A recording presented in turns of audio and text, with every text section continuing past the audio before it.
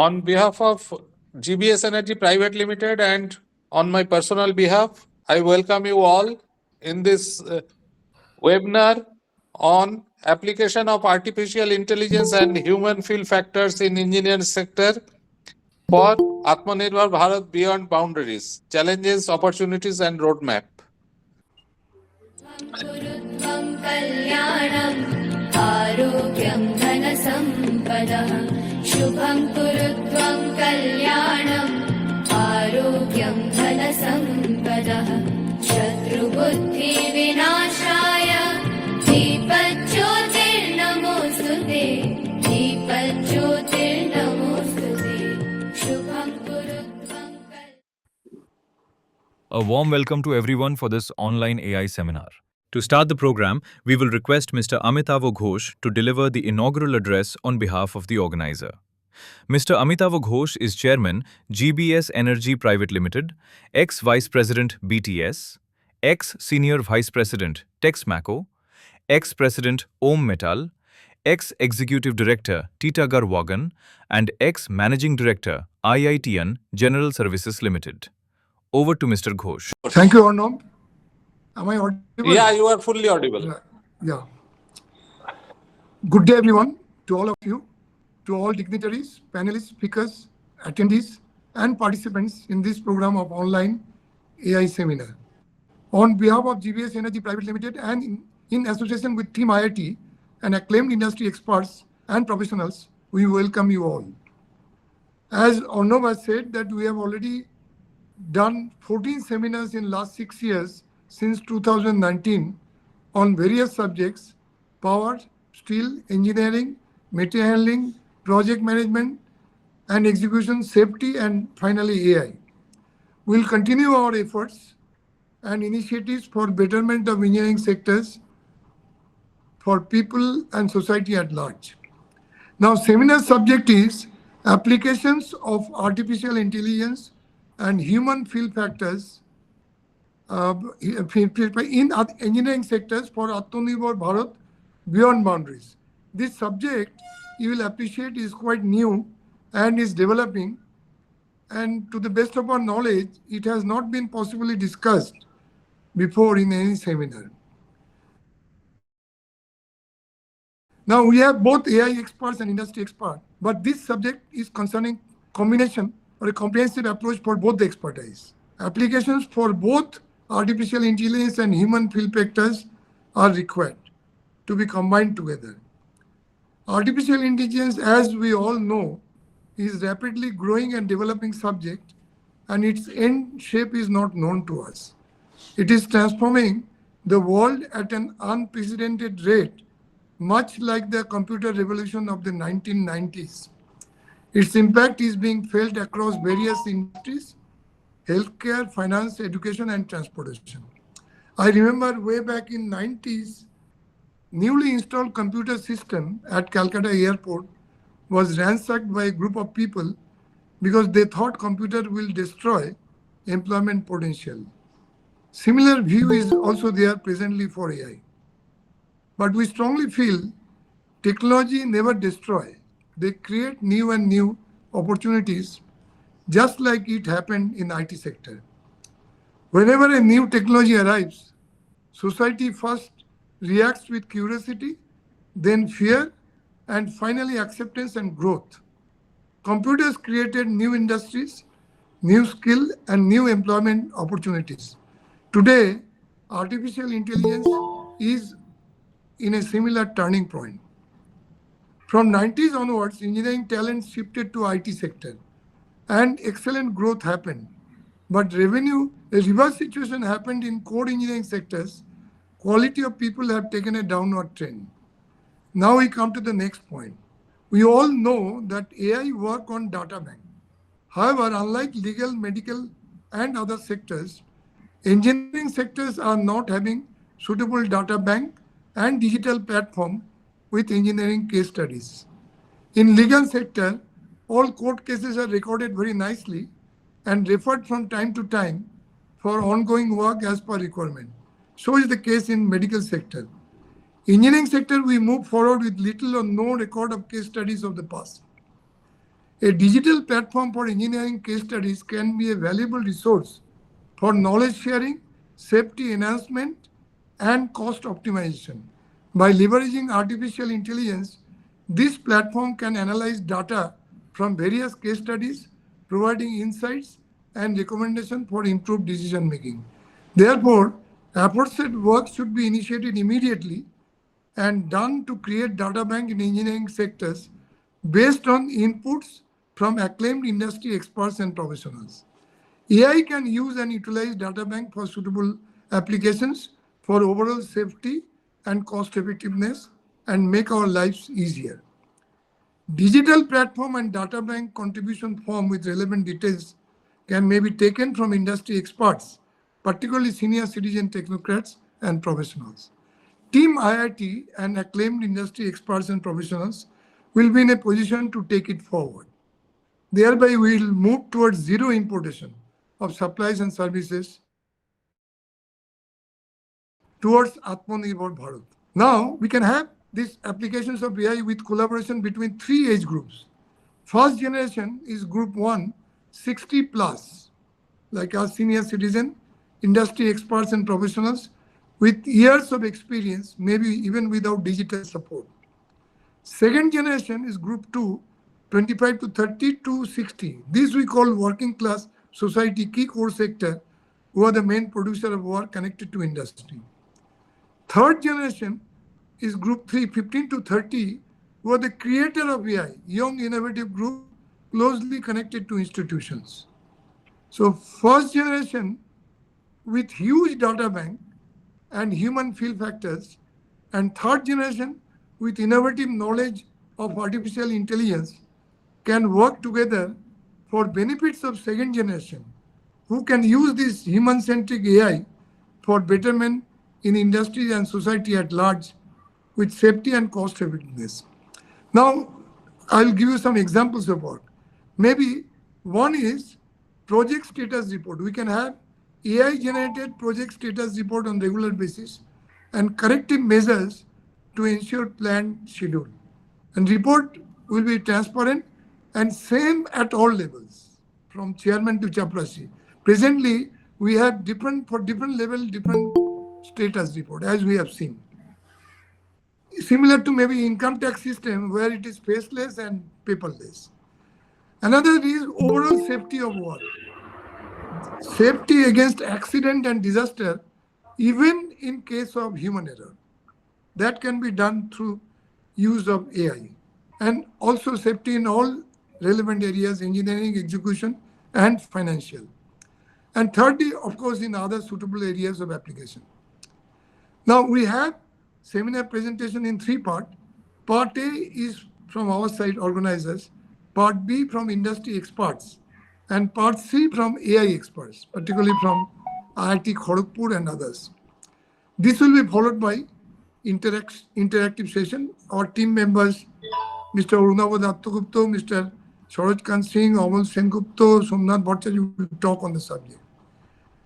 Now, in this respect, I'll share my experience of early 90s when we are doing Durgapur Steel Plant modernization work. We have process control automation for different packages.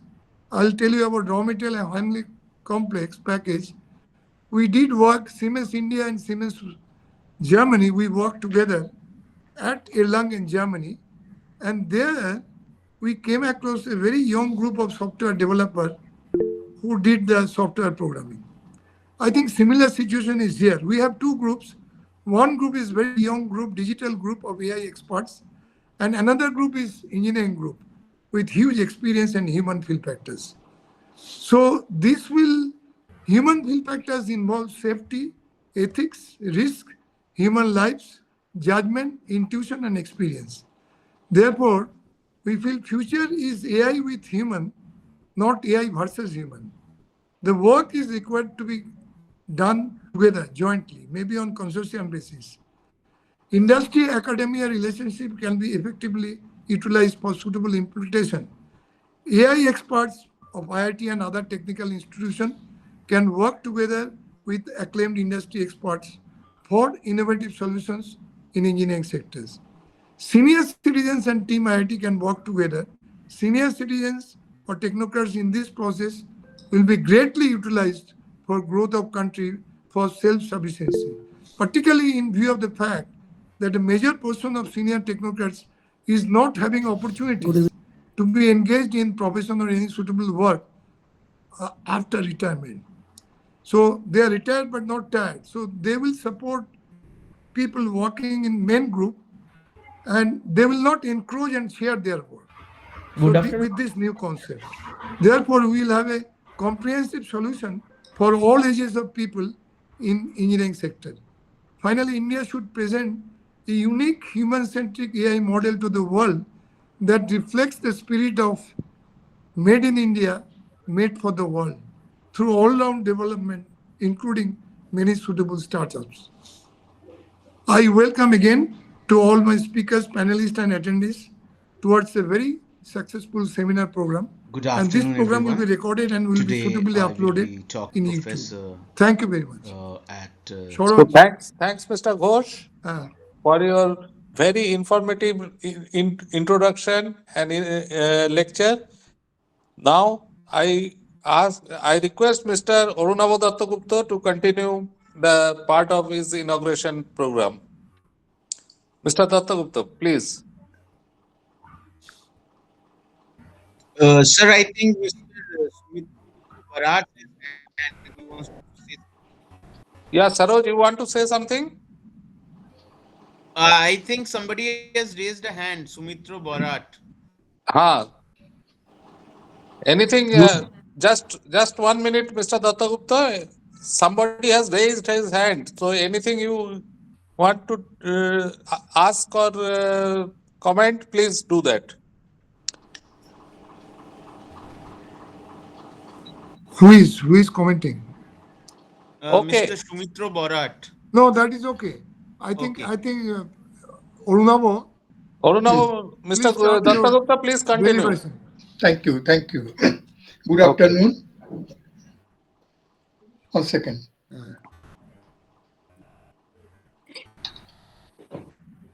Alok, Yes.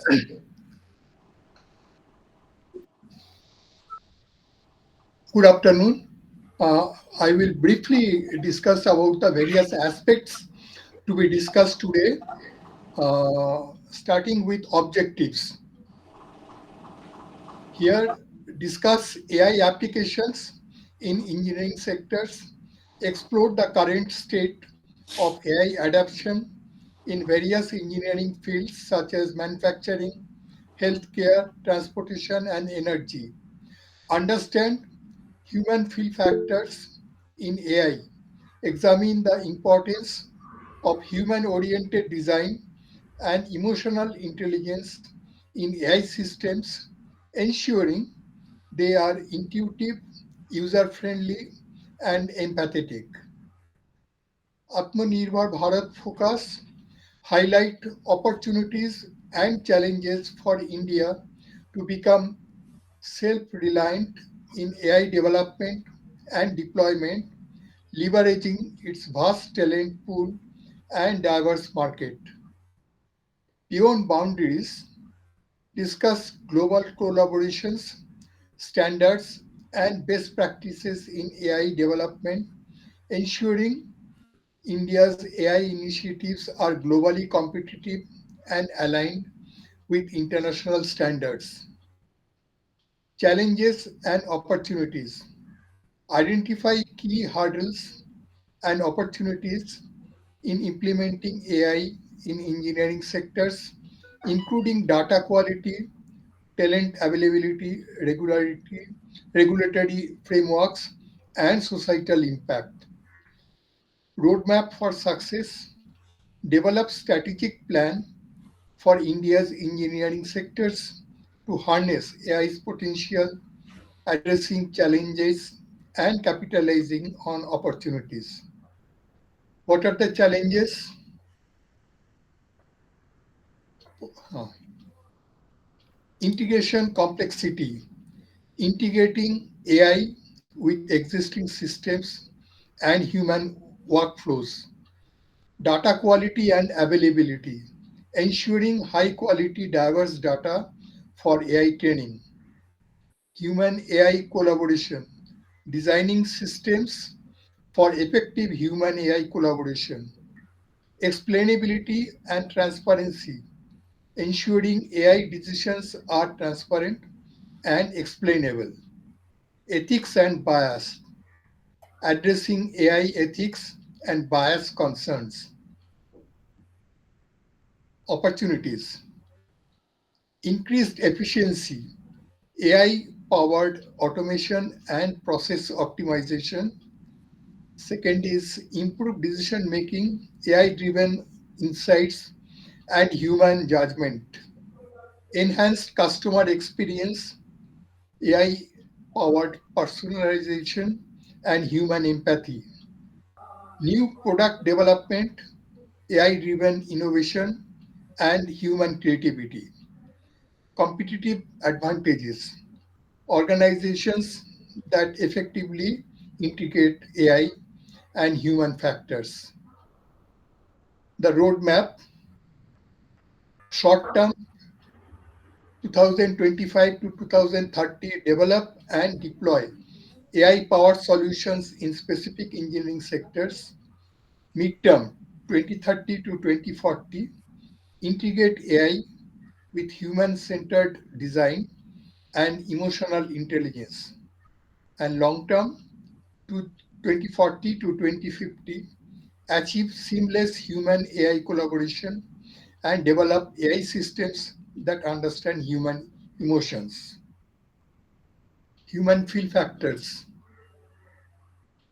emotional intelligence, designing AI system that understand and respond to human emotions.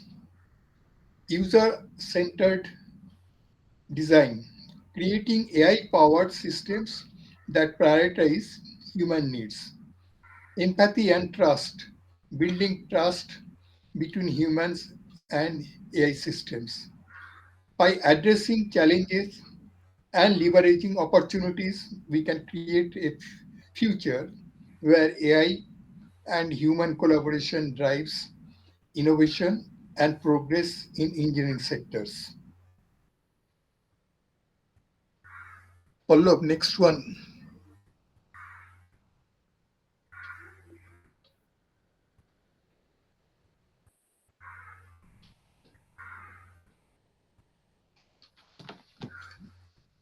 Digital platform for engineering case studies, leveraging AI for safety and cost effectiveness.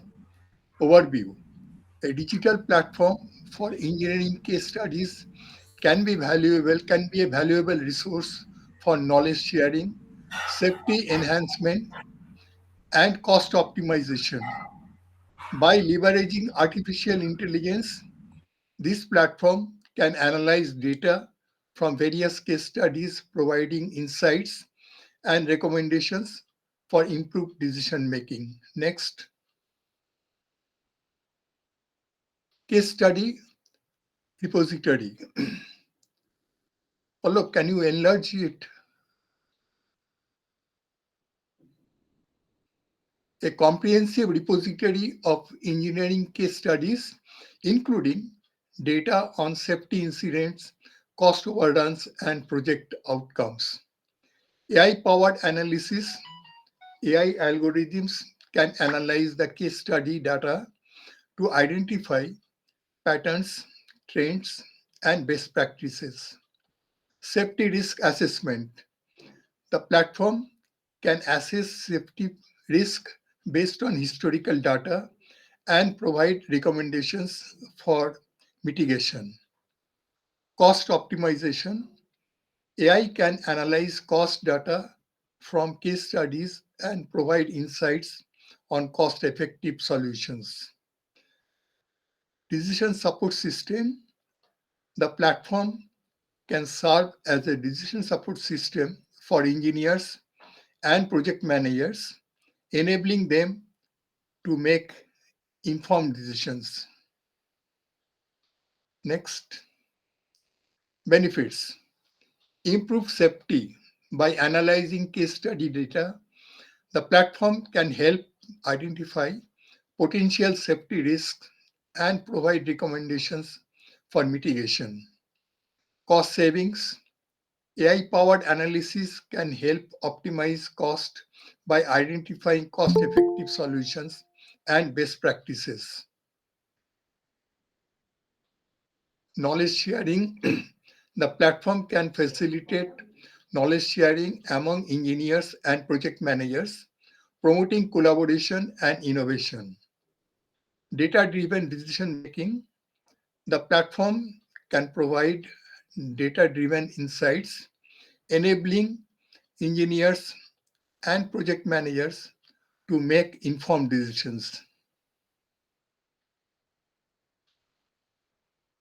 Technical requirements, data collection. A robust data collection framework to gather case study data from various sources. Data analytics, advanced data analytics capabilities, including machine learning and natural language processing to analyze case study data. And AI algorithms, development and integration of AI algorithms to provide insights and recommendations. User interface, a user-friendly interface for engineers and project managers to access and interact with the platform. Next.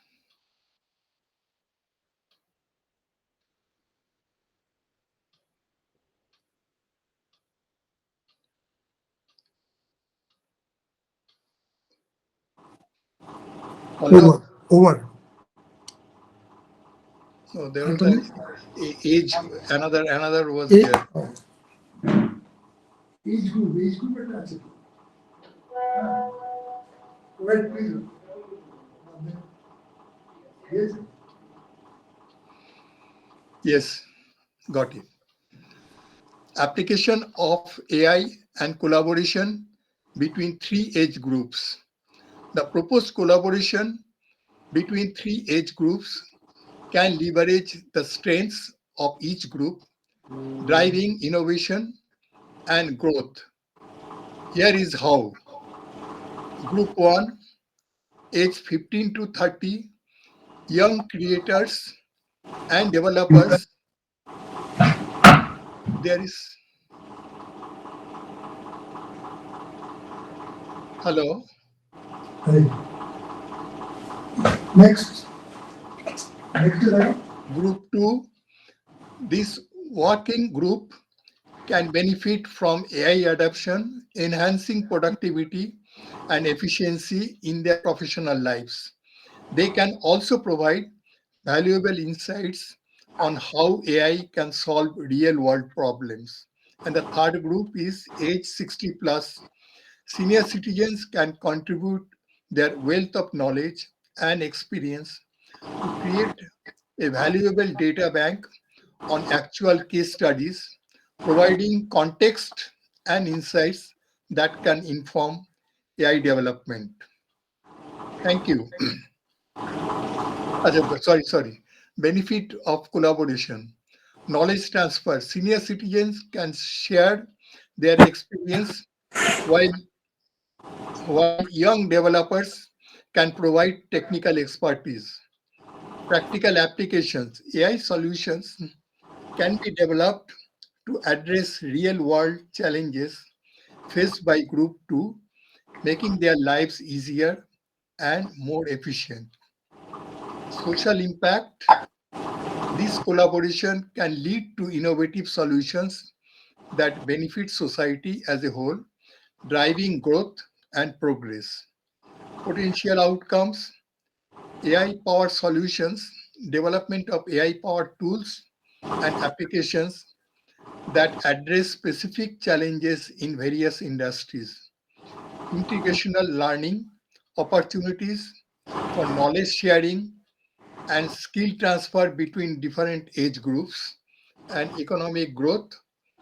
Adoption of AI solutions can drive productivity and efficiency, contributing to economic growth. That's all. Thank you. Thank you, Mr. Dattagupta, for your very informative and elaborate lecture. I now invite Dr. Saraj Kant Singh to continue on inaugural session. Dr. Dattagupta is an assistant professor of brainware. Am I correct, Dr. Adamas No, no. University, and he is an expert in business strategy and risk management, and worked in big corporates like Acclaimed Bharat and others. Over to you, Dr. Saroj Kant Singh. Please take over. Thank you, sir. We will now present. Yeah, Yeah. So, continue, Saroj. yeah. Yeah, it will be started on the video. Good afternoon, everyone. Today I will be talking on field factor and AI in engineering. I'm assistant professor at School of Business, Adams University. So before we understand how AI will impact engineering, I would like to share the technology adoption curve. What we see on the slide is the technology adoption life cycle, which has certain phases like the innovators, early adopters, early majority, late majority, and laggards. And where your organization or the economy is in adapting the technology determines the success of the technology. The innovators are those who are the initial experimenters of the technology, and then comes the early adopters who are high risk takers and experimenters for new technologies. And there you can see a chasm or the abyss where if the technology doesn't overcome that, it is actually it perishes or it doesn't get adopted at all later. Those who cross it go into the early majority, and then there's the late majority adoption of that. And there are some technologies that we all know about, but then they are in a phase we don't expect them to be, and we'll see that in the later slides. So where is AI is the question, and uh, before we see where is AI, we should understand that any technology is in fact a change in the organization, a change in culture or change in mindset, and that enables the technology to adopt it. So AI in engineering will need this change to be taking place in the organization. This digital mindset, as we call it, and this is proposed by the Boston Consulting Group, says that you need certain parameters or certain criteria for the technology to get adopted faster. And that means looking outside, not inside, pricing delegation of control, and encourage boldness or experimentation and the acceptance of failure. A lot of collaboration rather than control. And if this is not there, then you have there is a lot of resistance to the technology, and then you see that bureaucracy, red tape, and a lack of adoption happens, and then you fall back in competition. If you look at projects, project systems are necessarily a complex system due to the interconnected parts and human factor inside them. And my research in my PhD showed that 50% impact is by human factors. So when we call the feel factor, it definitely encompasses the human factor. Now, when we look at AI and this technology adoption factor, in the dynamic market of AI, understanding the technology adoption curve is vital for businesses seeking to successfully deploy and monetize AI innovations. The adoption curve provides a structured insight into how different segments of the market interact with new technologies. These segments range from cutting edge technologies to those who adopt the technologies to make it become mainstream. The curve divides the market into 5 different segments, as we see, and each segment represents a unique set of attributes.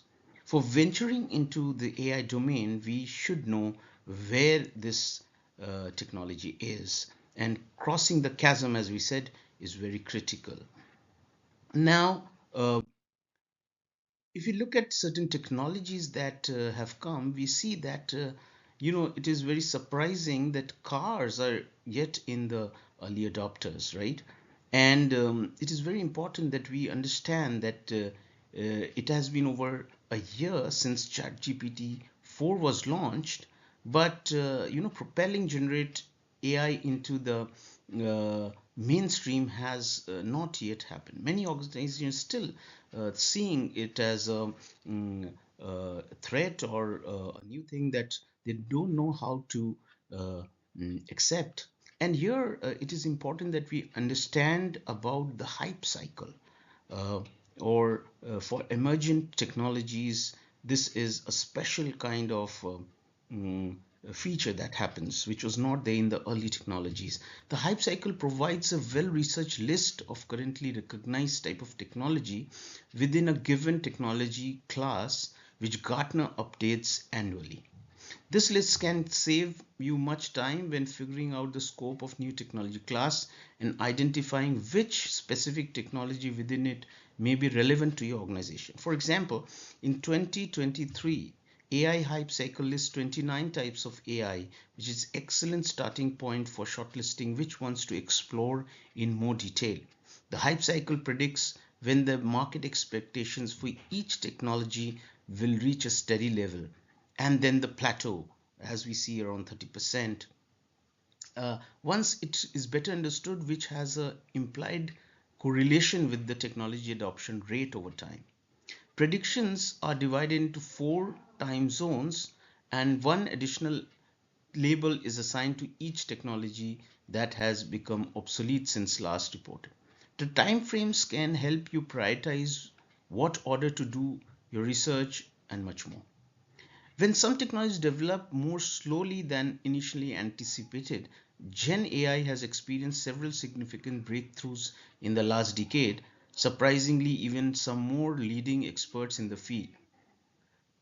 Therefore, I recommend treating these timeframes as more guesstimates than estimates, tracking those you connected over time. The final time-related issue is the hype cycle represents the potential market adoption rate for an overall new technology class. For it to be successful, you need to turn it into a forecast for industry and organizations, since different markets and industry will adopt different technologies at different rates. The hype cycle curve, or initially wave element, spans the cycle into 3 stages: the innovation trigger, the peak of inflated expectations, and trough of disillusionment. So if we look at that, we understand that adoption is need plus access plus affordability, and whether engineering will adopt AI and benefit from it will depend on these factors. Thank you very much, and I end my presentation here. Thank you.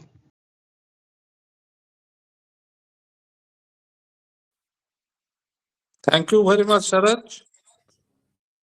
Now we are over with our part A of our webinar. Now I request our next speaker, just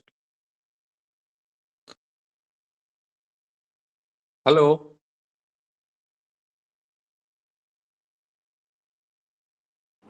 Hello. Abhishek. Abhishek. I now request Mr. Abhishek Mukherjee of IIT Kharagpur to take over for his speech. Over to you, Mr. Abhishek Mukherjee. Am I audible, sir? Yeah, you are fully audible. Please continue. Okay, thank you, sir.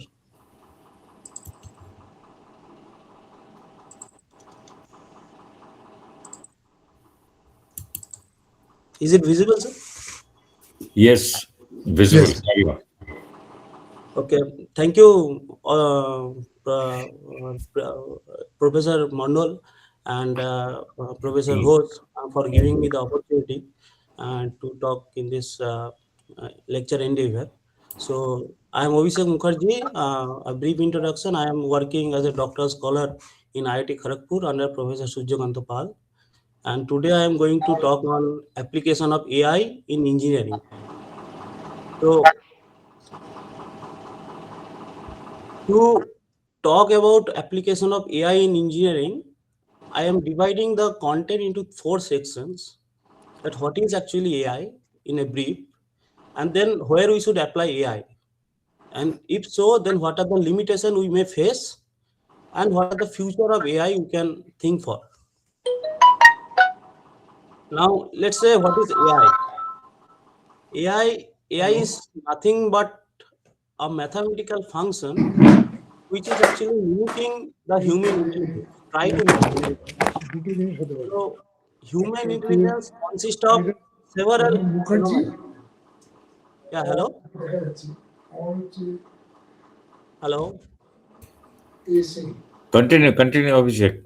Okay, Continue. okay. So, basically, I think AI, there is a, or no, you can mention, like, sorry, interpreting, you can mention the people who are not speaking, they can put it in mute other than the speaker. Yeah. Thank you. okay. So, actually, AI is trying to mimic what actually human is thinking. Let's say human is having different lobes in their brain, parietal lobe, frontal lobe, and each and every lobes are having different activities. Let's say our frontal lobe is responsible for processing, and then parietal lobe is responsible for language, memory, and then occipital lobe is thinking for vision. And so what scientists and neuroscientists are doing, they're actually seeing the activities, how neurons are actually working by related to these activities, and they try to mimic those things using a function, mathematical function, and they are trying to mimic in such a way that what input it should take and what output it should take. So human is actually learning from experience. So if you are giving data similarly to AI, it will trying to learn the correlation between the input and output and develop a mathematical function through fine tuning it. And later on, when the unseen situation will come, that function will be applied for testing. So this is a basically concept of AI. Ups and downs are there and different scenes are there, but this is a core concept. Now, human can think parallelly. You can see human can think parallelly, but AI cannot do things parallelly because that's why AI is artificial. It cannot match the human intelligence. Let's say where we can apply in engineering this AI, there are several avenues. I have highlighted some of these. So if you see here, predictive maintenance, like in the machines, if something has happened, how to know this a priori. So if we collect the data from the machine, sensory data, and what is the state of the machines, and develop everyone, a my name is full-fledged data set, and on that data set, if we train a AI, and later on during testing, we are feeding those sensory data in real time in the sensor in the AI model, developed AI model, and it will tell you in real time that what is the state of the machine. So this is a very easy going activity for predictive maintenance if you apply AI. Similarly, dynamic warehouse optimization. If you want to optimize the volume of your workspace, so where should we put the inventories and all these things you can do using AI. Quality checking is one of the big aspect of AI, where like we can do quality checking means in terms of image. So suppose you are making a product like bottle, let's say bottle, water bottle. So continuously what people are doing, like let's say PCB. So in PCB, if semiconductor industry is making PCB, so they are checking in 1,000 one sample in a slot. They are checking to give a green signal to that slot whether that all the products are okay or not by testing a sample out of that 1,000 sample. So this is making the process erroneous. So what a vision based AI can do, it can capture image and it can detect the small things in that PCB and it can tell you which are actually missing. So it in that way, if we can automate the things, then quality checking can be done for all the samples and there will be no error. So we are going towards defect-free manufacturing. Similarly, automated direction to the workers, automated guided vehicles, how vehicles should move. So nowadays in auto parking and all these things has come in vehicles. AI based generative design. So previously people used to do this designing based on their expertise, but nowadays this GPT and all these things has come who has consolidated knowledge. So based on that they can generate the design nowadays. So these are the things can be done using AI. A minimal example of the uh, uh, uh, uh, power of AI basically. But AI has some limitation. See, whatever present AI is there, I have told data set is required. So if you are giving this amount of data, a huge amount of data to the AI, then also we cannot be sure that for a completely unseen situation, it can tell that whether it's a dog or cat or whatever it is, because the features or the things which the AI will run using mathematics, we cannot rely on that to completely to go for an unseen data. But human is much more generic, that's why it is artificial. Even if you see a baby can see a dog, later on by seeing another dog it can tell it's a dog. So in that way, human is having a more generic intelligence. So AI is going towards that. What are the challenges if we apply AI in industry? So I have told that AI is very much data centric. So let's say if you want to predict a defect, now you need to generate the defective data also. So for an industry, it is very much challenging to generate defective data. And then there are uncertainties and complexities, and then lack of real-time deployment means AI models are mathematically very expensive.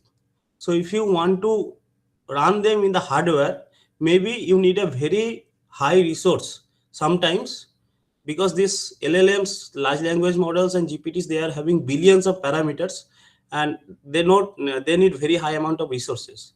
So these are the basically existing challenges on that we are actually working upon. So if you see that these are the things required. So integration with existing system. See, whatever AI has come in a picture very in a gross way now, but our existing systems, we cannot replace them. The machines, whatever are available in the industry, they may not have the provision to give the data in real time. So we need to modify those legacy systems also to integrate the AI. So that is one of the challenge. And then domain expertise and collaboration, data security. So when you are exposing your machines digitally, then there is a concern of data security. People may attack and get the information what you are using. And obviously there should be quality data if you want a good AI. So these things are the challenges. Although people are adopting AI, but this adoption rate is very low because of these challenges. Gen AI in defined industries nowadays, from AI things are shifting to Gen AI, where not only people are correlating between input and output, rather than they are generating outputs. Means let's say they are generating image. So I have told you the data scarcity problem of the AI. So why not to generate the data using AI and use it for the training of AI? So that is the concept of Gen AI. We are also like working on that aspect. Now I will give you some of the examples what we are working in Center of Excellence in Advanced Manufacturing Technology. So if you see, this is a friction stir welding process. So in this welding process, what we are doing initially, we are actually giving a bad parameter of welding, which is actually resulting defects. So machine is actually detecting whether defect is there or not. If defect is there, it will automatically adjusting the existing process parameter to a new process parameter, and it will continuing with a good weld. So we are using here two AI models. First AI model is detecting whether defects are there, and second model is telling that if defect is there, then what could be a best possible process parameter in this scenario. So in this way, people not only monitoring, but also we can control a process in real time that will reduce the amount of material to be uh, reworked. So this is one of the work we have done. You see here we have done a work on the oil quality inspection from radiography images. This product we have developed from garden shipbuilders and engineers, where we have detected defects from radiography images. So radiography images are basically, so GRC is making warships for India, and ship is a very completely welded structure. And in welding, you will have porosity, wormhole, lack of fusion, all these defects. So manual evaluation will take 5 to 10 minutes for a weld supervisor to detect the defects. But what we are doing basically, we are actually uploading those images in this software, and it can detect 15 images in a minute, which is almost 100 times faster than your manual evaluation process. And there will be a subjectivity issues, error issues in the manual evaluation. AI will not do error in these cases because it is trained on a very high amount of data given by garden shipbuilders and engineers. But again, first you need to give the labels or annotations to the AI. That means you need to make him learn that where the defect is. Now you can think that for 1,000 images, if we want to make him learn where the defects are, you need to manually annotate initially. So in this aspect, we are developing the second version of this IOLD, where we are actually automatically annotate using AI, where the manual annotation will be reduced. Similarly, in the third one, I am telling you one of the software we have developed for Bokaro Steel Plant, where we are doing predictive maintenance of the exhauster fans available in the Bokaro Steel Plant, where we have placed sensors in the exhauster fans, vibration sensors, and then from there we are detecting the what is the looseness, and then what is the your, let's say, anomalous vibration or misalignment of the shaft. These defects we are detecting. So this is also handed over to cell, and this is one of the thing, like I have told previously. I have told X-ray. Now this is for ultrasound data. So ultrasound also is used for detecting defects in the weld or heavy metal, thick metal basically, where X-ray will not work or cannot penetrate. So on that also we are able to detect. So L&T has reported us that they are able to take 8 to 10 hours to detect the defects in ultrasound data of 15 meters of weld, but that we are doing in 30 seconds. So that is also way more faster than your manual evaluation process. So you can see the potential of AI or role of AI. It will reduce the labor cost, reduce the time, reduce the manual inspection, reduce the report, these things. But still, it is data centric. So we need to more depend on the Gen AI perspective, so that we can remove the data scarcity. Then AI can boom in any of the sectors. Thank you. Thank you, Abhishek. It was a nice lecture, and for many of us who are not very conversant with AI, we got a lot of information about AI from your lecture. Thank you, sir. Thank you very much.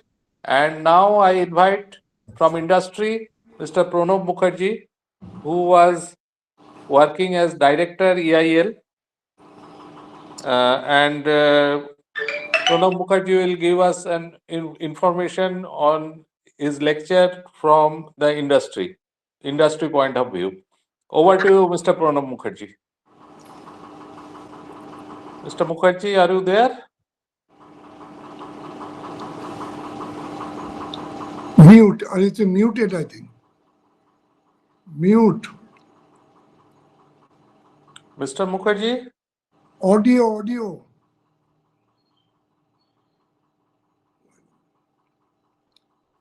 Can you hear me? Yeah. Yeah, now you are totally audible. You can continue with your talk.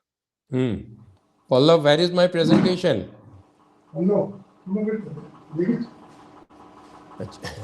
I will keep my presentation short because I'm not very knowledgeable in this subject. The subject is, of course, application of AI in human field factors in engineering. I have been working in industrial projects, oil and gas projects, for the past for 45 years, not past 45, in fact 45 years in refineries, petrochemicals, offshore platforms, etc. And I will talk from my point of view. As I understand, making AI human-centric in engineering is about shifting the focus from what can the machine do to how can the machine empower the person. In heavy industries, this means moving away from keep the cover slide. Pallav, I have not gone to the main slide as yet. I'm just giving an introduction. In heavy industries, this means moving away from total automation toward what can be called augmented intelligence. The other aspect of this, again going back to the headline, is human feel factor, which obviously comes from experience. And for this, one must find out how to preserve the knowledge of veteran engineers and organize the knowledge in such a way that it becomes intelligently accessible. AI models are coupled with softwares used for design, construction management, project management, etc. in engineering. My knowledge about these AI models is based on published literature, which everybody has. And in the following slides, I will discuss how such AI modules can be used to meet our headline objectives. Next slide, Pallav. Making AI human-centric, that is one of the objectives we are talking about. We have to understand how human-centric AI can be integrated into the engineering life cycle. I think there are, as I can see, 4 principal areas. The first is collaborative design. A human-centric approach allows the engineer to steer the AI in real time rather than the other way around. The second is, of course, explainability and transparency, for which every AI decision must be auditable so that engineers can verify the logic against a basic principle and against basic safety standards. The third important aspect is safety and physical ergonomics, which means that AI has to ensure the well-being and safety of the workforce at the end of the day. The fourth important aspect is in knowledge upskilling, AI should be able to bridge the knowledge gap between generations. Next slide. Comparison of traditional AI versus human-centric AI. Emphasis obviously has to be on AI, which is augmentation focused rather than automation focused. The aim is to achieve goal by enhancing human capability and ensure safety at all stages. Next is to enable meaningful human control at every step. Then output should be in the form of suggestions and reasoning, not a mechanical output which is given from a black box and accepted. And lastly, the user role is human-centric, and AI should serve as an expert pilot in decision making. Next slide.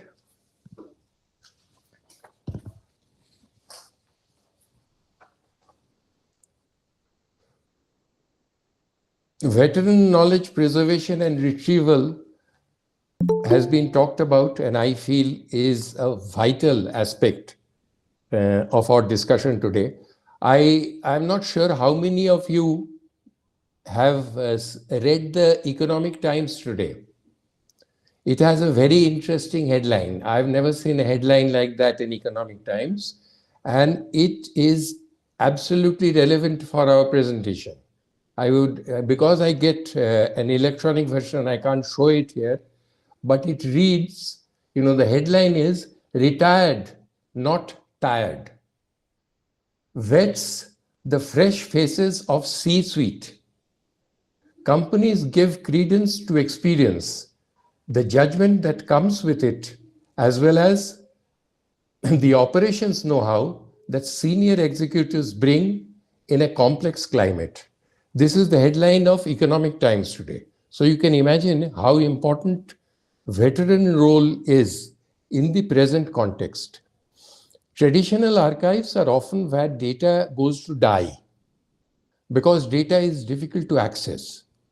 In engineering, the retirement of veteran experts often creates a knowledge vacuum. AI can bridge this gap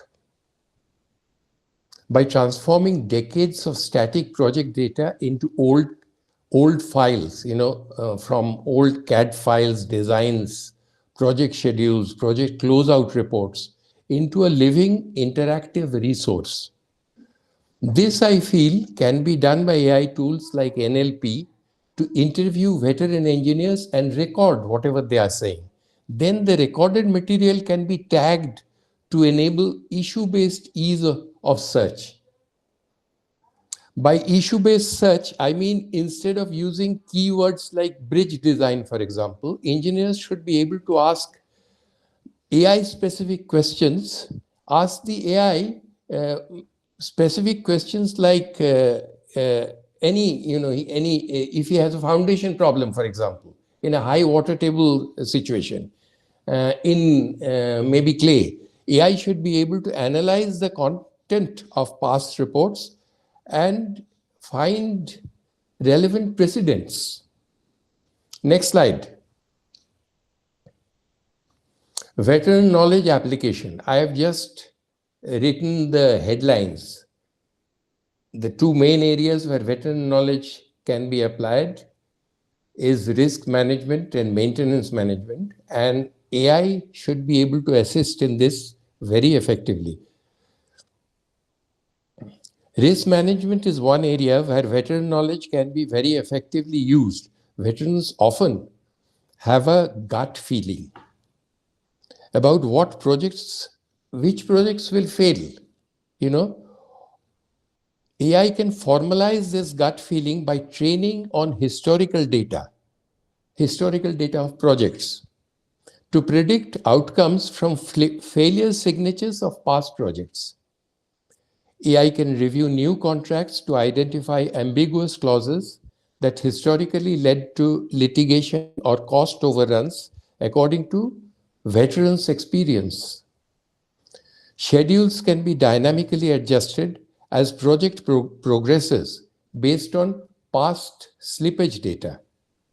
In maintenance management, when a veteran engineer performs a unique workaround or a repair, AI can capture the telemetry of that event. This, I think, will ensure the next time a similar unusual case occurs, the junior technician can make use of the digital ghost and get guided. Digitizing the sound machine is another way of going about it. Experienced mechanics can often hear when a turbine is about to fail. Human-centric AI should be able to digitize the sensory expertise using condition-based monitoring. Next slide. Upskilling AI as a digital mentor. AI just doesn't store knowledge. It should be able to deliver to a junior engineer at the exact moment they need it, mimicking, I think, the guidance of a senior mentor, as if the senior mentor is sitting next to him. Context-aware suggestions is the first point I've mentioned, means specific engineering issues can be referred to specific past projects where the same problem was faced. Then for personalized learning paths, AI can analyze the junior engineer's work history, identifies the specific skill gaps he has, and recommend learning modules of past projects, case studies also which he can refer to. Safe simulations can be done by AI by creating digital twins. And AI should be able to carry out mentoring in an accelerated scale, because a veteran can teach at best a few people only, maybe 2, 3, 4, 5. And AI can mentor thousands of junior engineers together. So the scale of mentoring can go up exponentially. Next slide. The shift in engineering intelligence. Engineering intelligence gets a quantum jump with the aid of AI. In project lessons, AI augmented approach can give instant access to historical context. Mistake prevention, AI can alert based on lessons learned logs. For the learning curve can be accelerated by real-time digital tutoring, which I talked in the last slide. As strategy can be based on decades of relevant data. Next slide. Comparison of risk and maintenance evolution. The aspect is personal safety, and usually personal safety is taken care of as a reactive approach. You react to an accident after it has happened. In AI augmented approach, it can be proactive. AI can help detect things like PPE violations, whether the workman is wearing personal protection gear, or fatigue, whether the workman has become fatigued based on how many hours he has worked. The next important aspect is downtime. We usually have a fixed schedule of downtime, and then maybe after every 15 days, every 2 months, some kind of maintenance is done. With AI, which is monitoring, which can monitor all the parameters, relevant parameters, downtime of maintenance can be cut down by 30 to 50% by acting only when needed. And finally, risk focus can be holistic. Whether labor trends, historical lessons learned can all be taken into account in assessing a risk. With that, I end my presentation. Thank you very much. Thank you. Thank you, Mr. Mukherjee, for your very thoughtful presentation, especially the comparison between the traditional approach and AI-based technology is mind-blowing. Our next speaker is Mr. Mr. Srinivas Singh. Mr. Srinivas Singh is ex-MD of McNally Bharat, and currently he is chairman of Remberier Advisors Private Limited. Over to you, Mr. Singh. Okay. Good evening to all the dignitaries, and I must thank Mr. Amitabh Ghosh having called me and giving an opportunity to speak to this August gathering. Because so far as I am concerned, yes, I have very little knowledge on AI, but this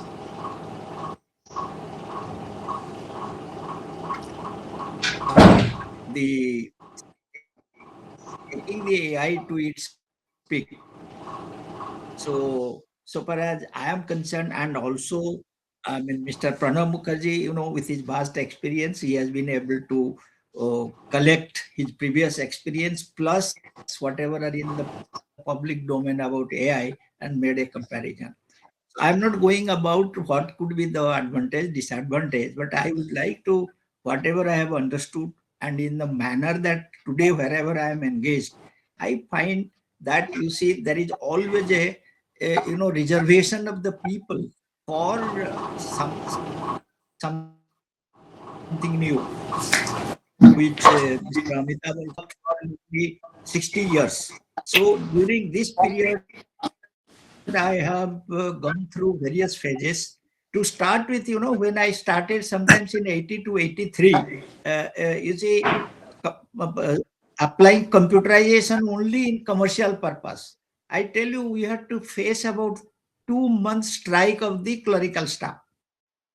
And everybody felt that their employment, there will be lack of employment, and they will be, after some days, they will be replaced. But I tell you, it took me a lot of time. I was taking the lead that time in getting the, computer software, computer personnel to implement. But I tell you, although it took me 3 months, after 3 months, the people all felt that everyone should have a computer. Similarly, you see, after few years, sometimes in 90, I would say 90 or I was talking to a large engineering company, and they said that we should in India we should apply ERP in project management and project construction. So when I came back, I in fact approached a lot of ERP consultants, and then when I took a stock, they said, sir, nobody so far has applied ERP in project management or construction management. So I said, why? Then I studied, then I really had a lot of interaction with the EA. Then I found that it is such a good tools that we can really monitor the project very fast. And when I started telling to our people, particularly the engineering and project management people, they all started, sir, we will be only doing data entry, we will be only looking towards the computer, we will have parallel working. It took me really 4 to 5 months. But after that, we were the first organization where I was working. Sometimes in 92, we could use, in fact, ERP to start with it, procurement management, then human resources management, then finally engineering. So all the three area in a period of 2 years. So what my point of telling, similarly today, because those days, ERP was not, was considered not only that, it is too much of double work by the engineers, but the concept really changed when we see after a year or so, people started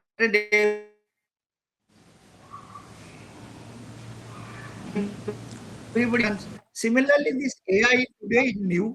The benefits, whatever at least I hear, or whatever all everybody is telling, it will create immense benefit to our industry, and the contribution of the seniors will be really to a great extent. In the perspective, Mr. Pranav has explained that how our experience of the human experience, human intelligence cannot be replaced by AI. But AI can do faster. He can do all donkey job in much faster way than a human being can do. So considering this, in my view, that we should really go ahead with AI, and there should be really the synergy of three generations, the younger, the middle age, and the seniors to be really pulled together to see that AI is taken to the great height. And with this, I want to thank all of you again. And thank you. Thank you, Mr. Singh. Our next speaker is Dr. Nishit Ranjan Mandal.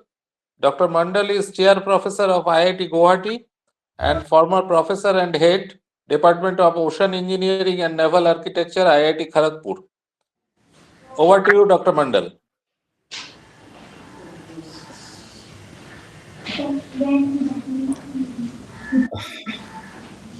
Okay, good evening. Good evening, everybody.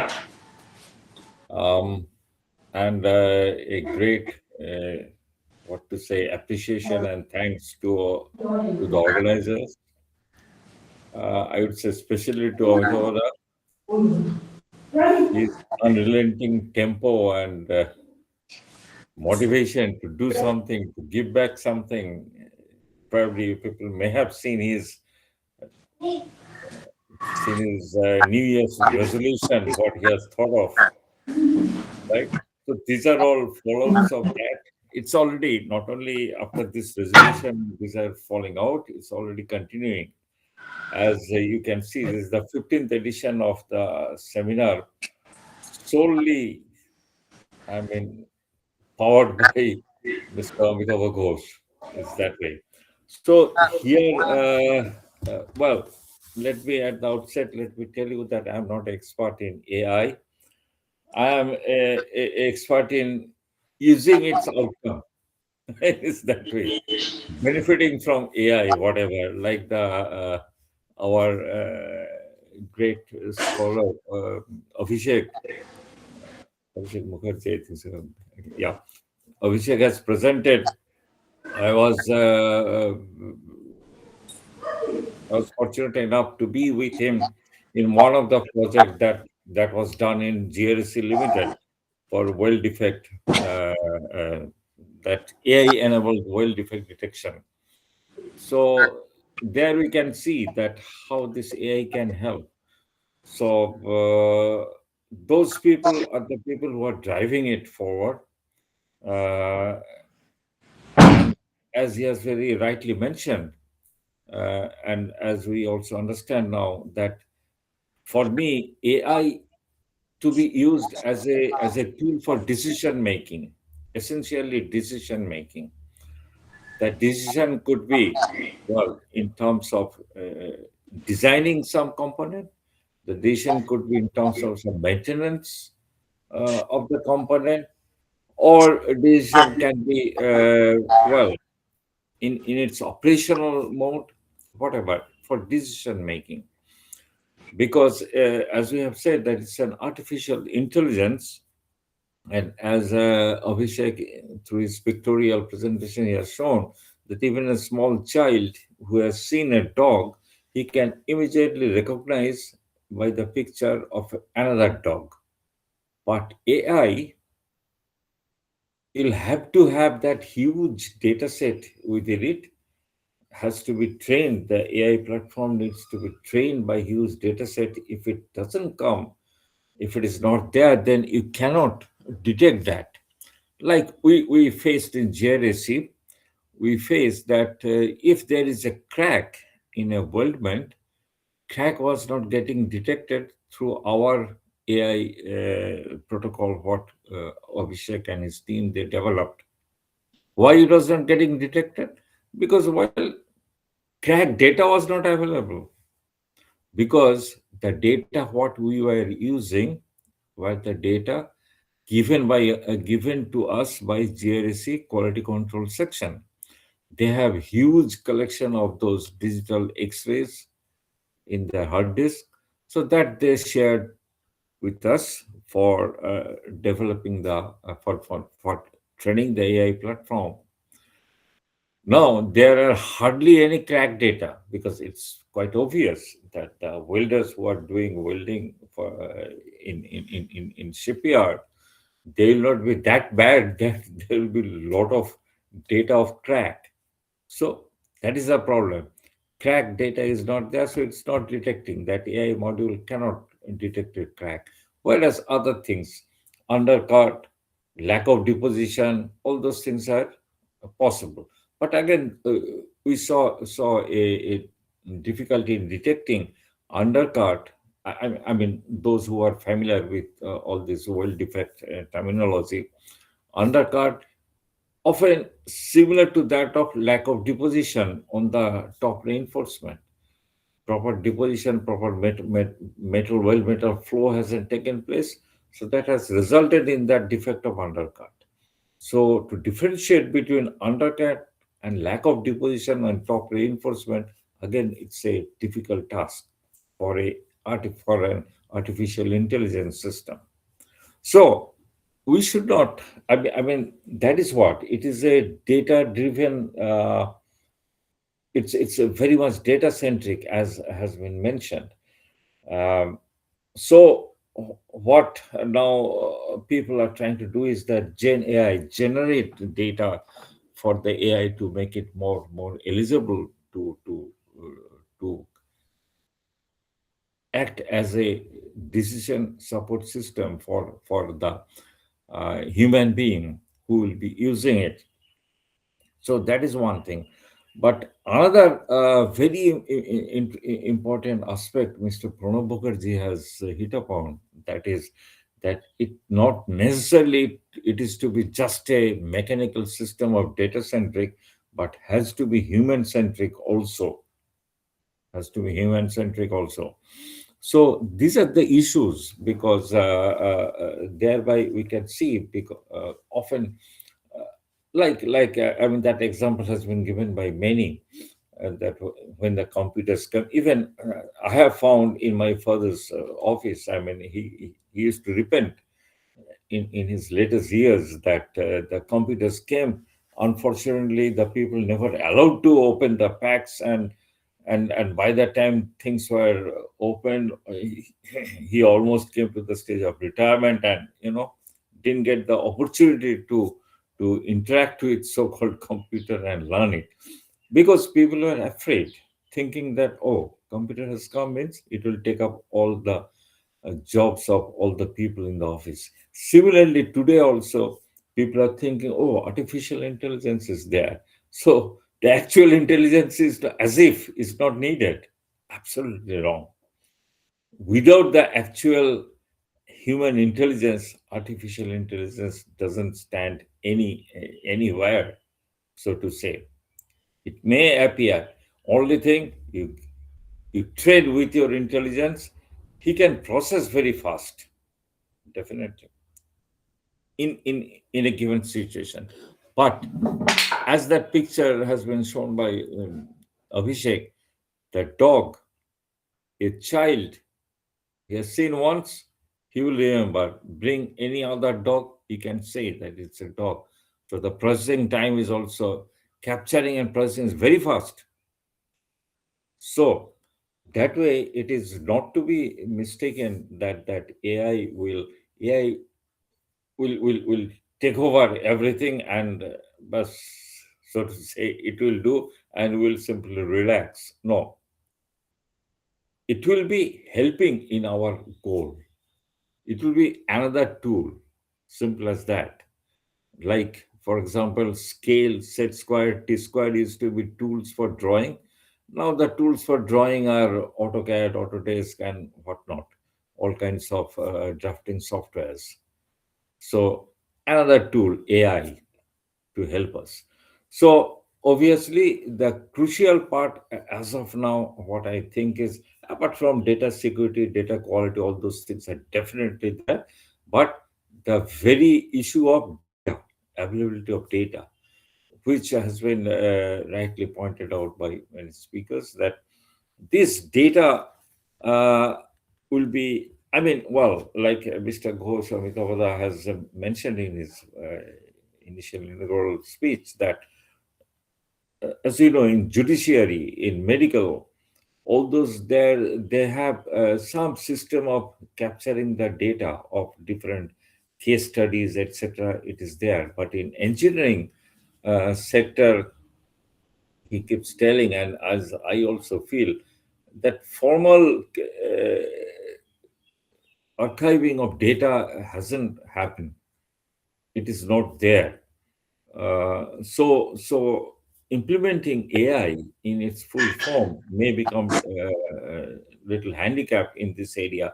So here, that group, the serious citizen group, comes into play with vast knowledge of this, having a vast data in their so-called, in their archive. So Now the question will come that how to translate that in a proper format which AI can read, so to say.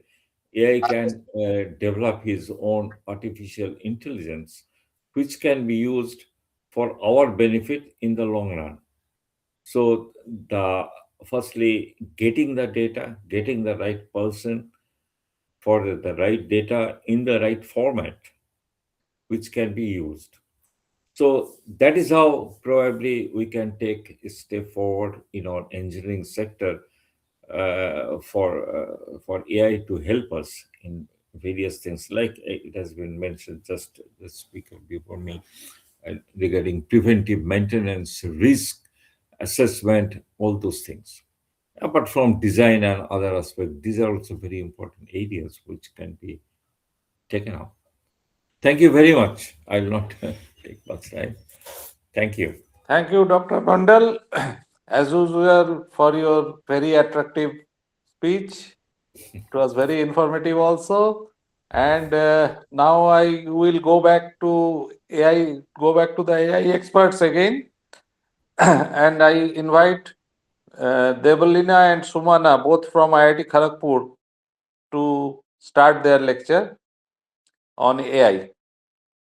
And after that, Mr. Saroj Kant Singh will take over as the anchor for this event from here. Over to you, Saroj. Thank you, sir. Thank you.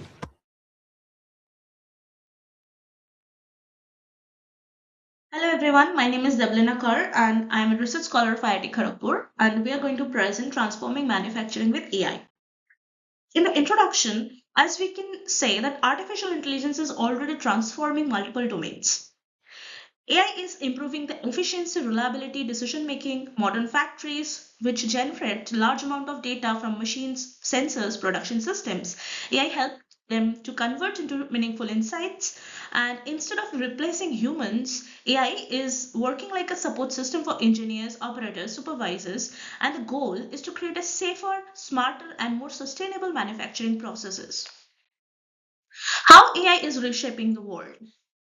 AI is already transforming in multiple domains, as I mentioned, as we can see here in power plants, in healthcare, in space technology, everywhere AI is now changing the method and it is enhancing or improving. For example, in power plants, predictive maintenance and fault detection. In power plants, AI analyzes vibration, temperature, pressure signals and helps detect early faults or faults early in very early stage so breakdowns can be prevented. Like power plants use many sensors on turbines, boilers, pumps, generators, and AI analyzes the vibration, temperature, pressure signals. It detects early signs of mechanical failure and engineers receive those alerts before breakdown occur. In healthcare also, AI supports doctors through clinical decision support, early diagnosis, but the final decision always remains with doctors. It analyzes the medical images, lab data, and it detects the diseases at early stage. In space technology, autonomous navigation and mission monitoring, AI supports autonomous navigation anomaly monitoring, especially where communication delay is high. Satellites and space robots use AI to process navigation and sensor data. It helps in route planning, object detection, anomaly monitoring. So this is the way how AI is reshaping the world. Now AI is a boon, not a curse. AI reduces the repetitive and risky work, allowing humans to focus on creative and decision-based tasks. The objective of AI is not to replace people. It reduces repetitive and risky works and allows humans to focus on creative judgment-based tasks. It improves productivity, quality, reliability, safety, while also creating new technology-driven jobs. When used responsibly, AI becomes a tool for innovation and natural growth. New skill-based and technology-driven job opportunities being created. So it is using for it. AI is generally working for human well-being. Next is our classification and clustering in power plants. So we know that there are two techniques or different techniques like supervised and unsupervised methods. For supervised methods, we know we have to do the classification, and for unsupervised, we are doing clustering. Now in power plants, how we are doing classification and clustering and how it helps.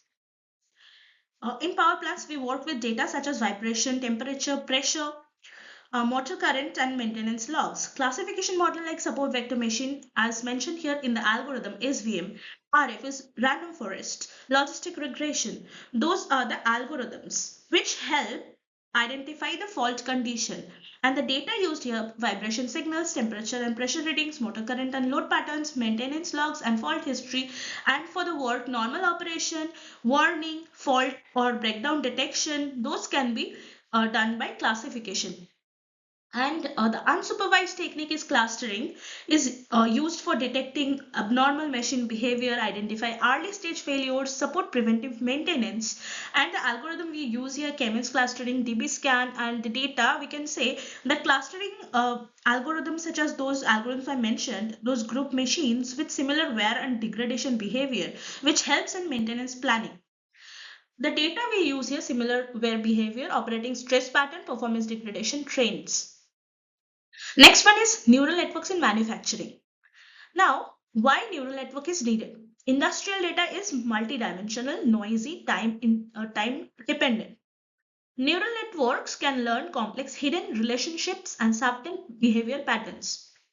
This leads to better anomaly detection, improved process stability, and more accurate fault detection. As we can see in the benefits, and it supports data-driven decisions. So neural network can learn complex relationships, as I mentioned, and there are some disadvantages also. It needs sufficient data and higher cost computation cost. So these are the neural network in manufacturing. Now deep learning changes the game. We are coming to deep learning. As we can see in the image, that neural network in manufacturing, in computer vision, in time series monitoring, in process optimization, we are using deep learning. Deep learning detects cracks, defects, quality analysis. It does vibration, waveform learning. It does toolware progression, quality field prediction, so etc. All are the things we can do by using deep learning. Deep learning reduces the need for manual feature design. Why deep learning? Data is high dimensional, features are difficult to design manually. So it has improved inspection quality, it has improved large scale data handling, detection of small defects that human may miss. So it reduces the manual inspection effort, improve the accuracy and consistency. Large scale data can be handled by deep learning and detected subtle defects missed by humans, as I mentioned. Next, we are coming to agentic AI. The emergence of agentic AI. Earlier, AI was this. Now we are moving to agentic AI, which is monitor system continuously and create action workflows. This is basically a system that can observe, reason, recommend actions, and perform guided tasks autonomously. Agentic AI systems can observe, reason, recommend actions, and perform guided tasks, as I mentioned, and they can automatically generate maintenance alerts, schedule inspections, create maintenance tickets. But these systems must remain human supervised and governed. So this is the cons or consequence. We can say that it requires governance and approval and must remain human supervised. But the benefits are more, like faster response during faults, automatic maintenance ticket creation, proactive inspection scheduling, reduced operator workload, etc. Now, after agentic AI, we are moving to AI agents in industry. Now, AI agents learn from past outcomes and operator feedback.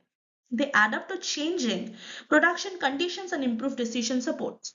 It generates maintenance alert, summarize operator logs and reports how AI agents are helping. It assists in production planning, recommends spare part replacement, create work order automatically. So AI agents can learn from past actions and outcomes, refine recommendations over time.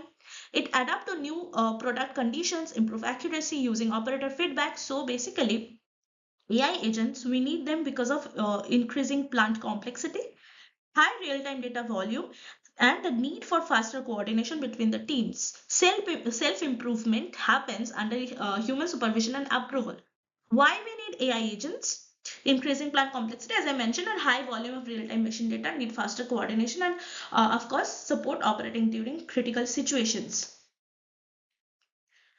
Next, is our performance analysis. This is basically a comparative study that how before AI and how after AI we are getting.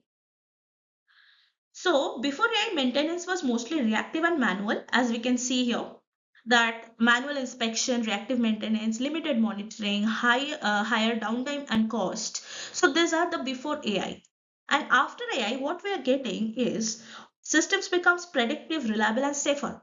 Automated quality inspection, predictive maintenance alert, healthy machine, so early fault detection can be done, reduced downtime, improved productivity, safer working environment. So this is basically a smart factory. So we can say it is improving reliability, enhancing quality, supporting human decision making. So AI transformed the manufacturing sector by this. And the key message we can say, AI is not replacing humans, it is augmenting engineering intelligence. Thank you. Thank you for this wonderful presentation. Now we'll move to our next expert, Palla Badak, who's a AI consultant, for his presentation.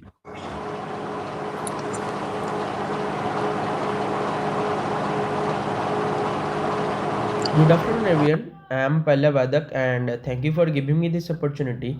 I have been working closely with AI tools, especially in generative AI, for the last couple of years. And today I am to talk about how AI can help engineers in real projects, not by replacing them, but by supporting them.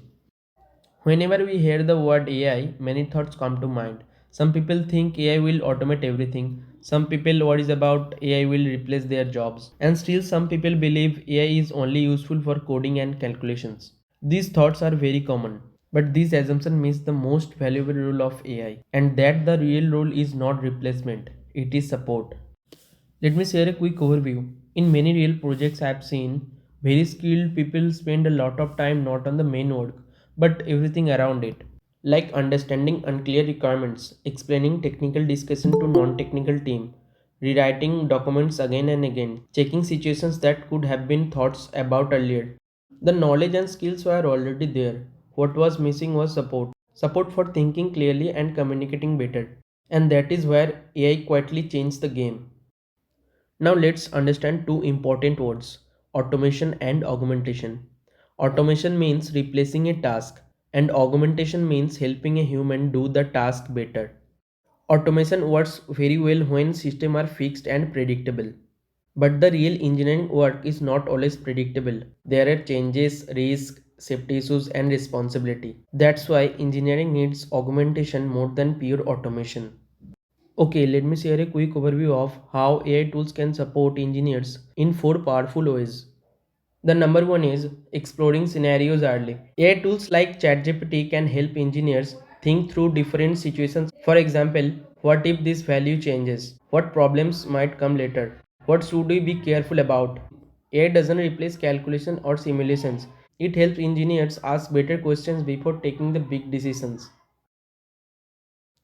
Number two is reducing mental load in complex projects. Industries like power, chemical, and hydro projects, there is a lot of reading and documentation. AI tools can help by summarizing long reports, highlighting key points, and saving time during reviews. These allow engineers to spend more time on decisions instead of paperwork. Number three is supporting design and visual understanding. AI tools like NanoBanana and Sora can also help with early visuals. Simple diagram, rough layouts, and 3D prototype can help teams to understand the idea faster. This is very useful when engineers, managers, and clients are working together. These tools do not replace the detailed drawings. They only help everyone to understand the idea clearly at an early stage. And another useful area is documentation and knowledge sharing. AI tools like Gemini or Claude can help to create fast draft of SOPs, training materials, and maintenance notes. This is especially useful when experienced engineers wants to share their knowledge with younger teams. AI helps save that experience instead of losing it. There is a one very important point here. Engineers use tools only when they trust them. If an AI system feels confusing or unclear, people will avoid it. Clear reasoning and easy understanding are more important than perfect accuracy. For India, this way of using AI is very important. India already has strong engineers and skilled professionals. AI should help them work better and faster, not replace them. When AI supports human skills, Indian engineers can compete globally while solving local problems. So I will end up with one simple thought. AI doesn't replace engineers, it replaces unnecessary effort. When effort is reduced, engineers can focus on safety, quality and better decisions. This is from my side and thank you very much. Thank you, Pallab. Thank you very much for this insightful presentation. Now we will request Mr. Amal Sengupta, ex-BTS consultant, to give his presentation.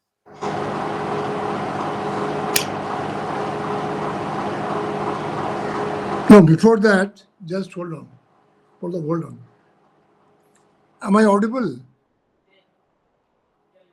Yes, Yes, sir. you are. Yeah. Yes, you are. I want to tell few lines about Pallab. Pallab is a very young man, only 22 years old, and he is helping me to organize all this online seminar. So he also records and do upload in the YouTube and all these things. So he only told me one day that, sir, you are doing so many good, knowledgeable lectures. Why don't you give me a chance so that I can apply AI? He has learned AI. So this gave me the thought that yes, this is the thing, because so young, and he has got a group of AI young people. And I got in touch with them. And then I got the real inspiration that the old and young can work together. Thank you. Thank you very much. He Sharaj. made a good presentation also. It's very crisp and very to the point. I liked it Absolutely. very much. Yeah. Absolutely. He also now helps us also. Yes. Yeah, thank you. Next is Mr. Amol Sengupta. Yeah. Paulo? Good evening to all. This is Amal Sengupta, and today's agenda is application of artificial intelligence and human fill factor in engineering sector for Atmanirbhar Bharat beyond boundaries. Challenges, opportunities, and roadmap. Presently, AI-driven engineering is increasingly used to optimize the designs, predict failure, and automate tasks, ultimately that leading to a very efficient and effective engineering process. AI can analyze vast data sets, make informed decisions, and even learn from the wide experience, improving performance and efficiencies with reduced cost in almost every field of social welfare, medical science, healthcare, and many more. Offer solution for improved decision-making activities. All the details like objective, challenges, opportunities, and roadmap are elaborated in my notes and presentation. However, only future trend of engineering integrating AI and human collaboration is just briefly outlined here due to shortage of time. As such, it will be the best potential option, and it is probably the most widely spread and discussed topics in the world. The importance of AI collaboration with human. While AI offers powerful tools and insights, the human elements remains crucial in the engineering field. The integration of AI should not replace human engineers, but rather this will augment their capabilities. The human collaboration is essential. Creative problem solving, ethical consideration, continuous learning and adoption.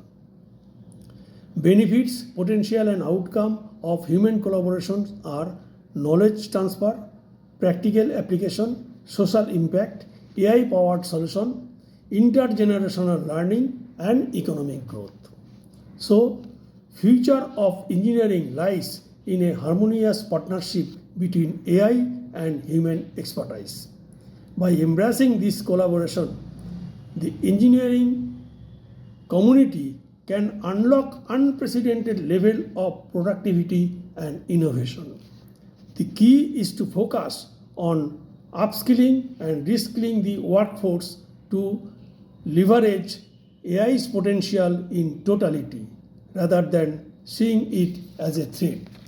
A suitable combination of AI and human fill factor can lead to innovative creations in engineering sectors beyond boundaries. So, human fill factors and AI generative capabilities lead to innovative solutions for effective utilization. Thereby, senior citizens, technocrats, and professionals are engaged and utilized effectively. Steps to facilitate this integration: embrace continuous education, foster interdisciplinary terms, and encourage open communication. Conclusion: the integration of AI into engineering is not merely a trend, it is the future of the industry. By fostering human collaboration with AI, the engineers can enhance their innovation drive and productivity effort. As we move forward, it is essential to embrace this partnership, ensuring technology serves as a tool to amplify human creativity and problem-solving capabilities. So, future of engineering is really bright, and it is the future where AI and human collaboration by the process of hybrid system in the new possibilities will work hand in hand to shape a more efficient and innovative world. In summary, with India's vast manpower, we can become a global hub for the AI-driven innovation and services. By harnessing AI's manpower, we can boost the productivity, efficiency, and innovations, which ultimately leading to a significant GDP growth in totality and development of the society. As we introduce the computers in the 1990s is a perfect analogy for the current AI revolutions. Though some of the people oppose this system as threat of employment, but then it proves wrong with the times. So, just like computers created new job opportunities and transformed industries, similarly, AI will also expected to do the same in the future world. It is fantastic that we are highlighting the importance of dovetailing AI with human fill factors in engineering sectors. This synergy will enable us to create the new employment opportunities, enhancing the existing system and build a more prosperous future for the new generations. Let's welcome the AI to shape the future together for Atmanirbhar Bharat. Thank you. Now we would like to request Mr. Topon Boxy to deliver his speech.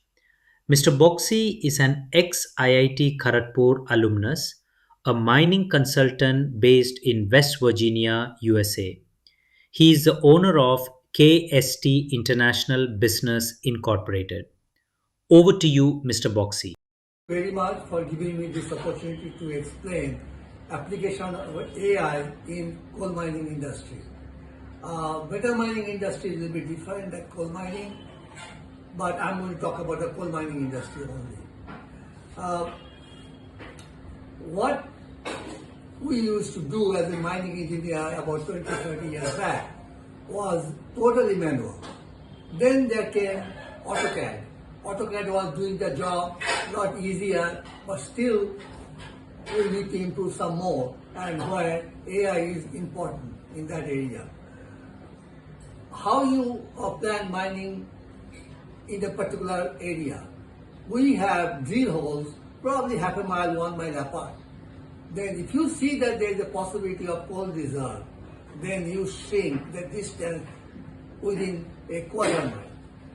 After you get the information within a quarter mile, you chalk out that area of mining. Once you find out that area of mining, now you know which area to mine, because all the entire property is not uniform. Some area sulfur is high, some area sulfur is low, ash, same thing, high and low, volatile matter, same way, high or low. Now, how does it matter in mining? Because you want to mine a lot of ash. You don't want to mine an area where sulfur is very high because you can sell it nowadays with that high sulfur.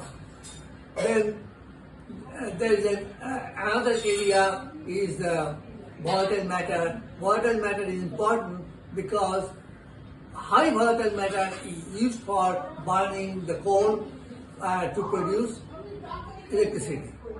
Low volatile matter, which is between 20 and 30, is for metallurgical coal. Now, you got all the information. So, what do? You draw a isopac map of sulfur, isopac map for ash, isopac map for all the ingredients, all the parameters that you need to know. We used to do that manually. Then there came the AutoCAD. AutoCAD was doing it faster, but not fast enough, and cannot do the changes quickly enough. So then we use that information, have the data ready, and AutoCAD can use that data to draw the different isopacs. When you overlap the isopac, you found that the best area is somewhere in the middle of that area, and you mine that coal. But is that enough information? No. Then there is other information that you also incorporate there, which is laying out of a electric line or gas line on top of the surface. You don't want to collapse that gas line surface, so you have to protect that under a coal pillars. So you give a coal pillar enough support to protect the gas line. All that information goes to the in a bank, data bank, which can be used by the AI and give you a mining plan. Another information you give the mining plan, depending upon the area, roof support area. If the roof is not strong enough, then you give more support by the coal pillar.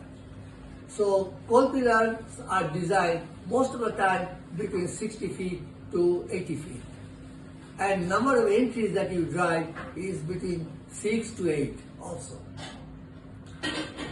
And if you want to change anything, you can change it very quickly by doing the AI. Whereas in the past, we used to start from the beginning and do the whole design accordingly. So AI is helping that by doing everything, all the calculation, all the design, all the layout very fast. And you can change also, depending upon the situation, you can change it also. Now, you also have to know what is the surface structures there. Suppose there is a dam there. You don't want to mine into the dam. So that is another restriction. You have to give that information to AI. And once AI gives you the design information, give you the layout of the drawing, you start mining coal. You can also change it. Suppose in the process you encounter a bad roof. Roof is going to collapse. What do? You change the drawing. You change the projection. How? Instead of having 60 feet pillar or 80 feet pillar, you give it a 100 foot pillar. Or you make it even more than that, 100 by 100, 100 by 200, something like that. So that will protect the surface, and that will protect the mining roof, and that subject will be protected. A lot of times you do not know exact locations of a drill hole. Gas well. Gas well has to be protected by minimum of 100 feet by 100 feet block of coal. And once you have a drawn map, you start mining the coal. And any changes, anything that comes out beyond this layout, you incorporate that with the AI and get it. Now we would request Mr. S.K. Gupta to deliver his speech. Mr. Gupta is a managing director of Crane Manufacturing India Private Limited and Crane Solar. Over to you, Mr. Gupta. Good afternoon, friends. At the outset, let me thank my old friend Amitav Ghosh. We are friends for last so many years, in 1980s. Friends, who has invited me to express my point of view on artificial intelligence. Good. Today's era, AI is more than just a miracle. There are a lot of advantages like increases efficiency, powered automation with best optimization, innovating ideas, and of course human creativity. The same is very much helpful when AI are implemented in industries, particularly human workflow, transfer of knowledge through senior citizen, practical applications, etc. In today's era, AI is one of the most effective tools for different age groups. Let me put first age group between 12 to 25. Young's creator can bring new ideas and technical expertise. The second age group consists between say 28 to 35, 55, can benefit from AI adoption, enhancing productivity, increasing professional efficiency. The third age group I consider 60 plus senior citizens can contribute their wealth of knowledge and experience to create a valuable data bank on actual case studies. The above advantages are possible if you are identify key hurdles and opportunities in implementing AI in engineering sector and of course in society's thought. While talking of advantage, there are challenges too. Number one, integration complexity. Integrating AI with existing system and human workflow, that makes a lot of difference. Data quality and availability of AI training. Addressing AI ethics and bias concern. As mentioned earlier, I will further elaborate benefits of collaboration. Here, senior citizen can share their experience while young developer can provide technical expertise. This collaboration can also lead to innovative solutions which benefit solely as a whole, plus driving growth and progress of community. The proposed collaboration between three age groups can leverage the strength of each group leads to the driving growth. With the above, I would like to finish my address with two sentences. We above 80, being super senior citizen, having seen the world with various and large aspects of engineering industries. Artificial intelligence is a wonderful development provided it is used for positive application. If it is used for negative purpose, friends, it is good as atom bomb. Thank you very much. God bless you. Jai Hind. Now we would request Mr. Somanath Bhattacharya to deliver his speech. Hello, I am Somnath Bhattacharya. Application of artificial intelligence and human field factors in engineering sectors for Atmanirbhar Bharat beyond boundaries, challenges, opportunities and roadmap. Challenges: integration complexity, integrating AI with existing systems and human workflows. Data quality and availability, ensuring high quality diverse data for AI training, human and AI collaboration, designing systems for effective human eye and artificial intelligence collaboration, explainability and transparency, ensuring AI decisions are transparent and explainable, ethics and bias, addressing AI ethics and bias concerns, opportunities, increased efficiency, AI powered automation and process optimization, improved decision making, AI driven insights, and human judgment, enhanced customer experience, AI powered personalization, and human empathy, new product development, AI driven innovation, and human creativity, competitive advantage, organizations that effectively integrate AI and human factors, roadmap, short term 2025 to 2030, develop and deploy AI powered solutions in specific engineering sectors. Mid-term 2030 to 2040, integrate AI with human-centered design and emotional intelligence.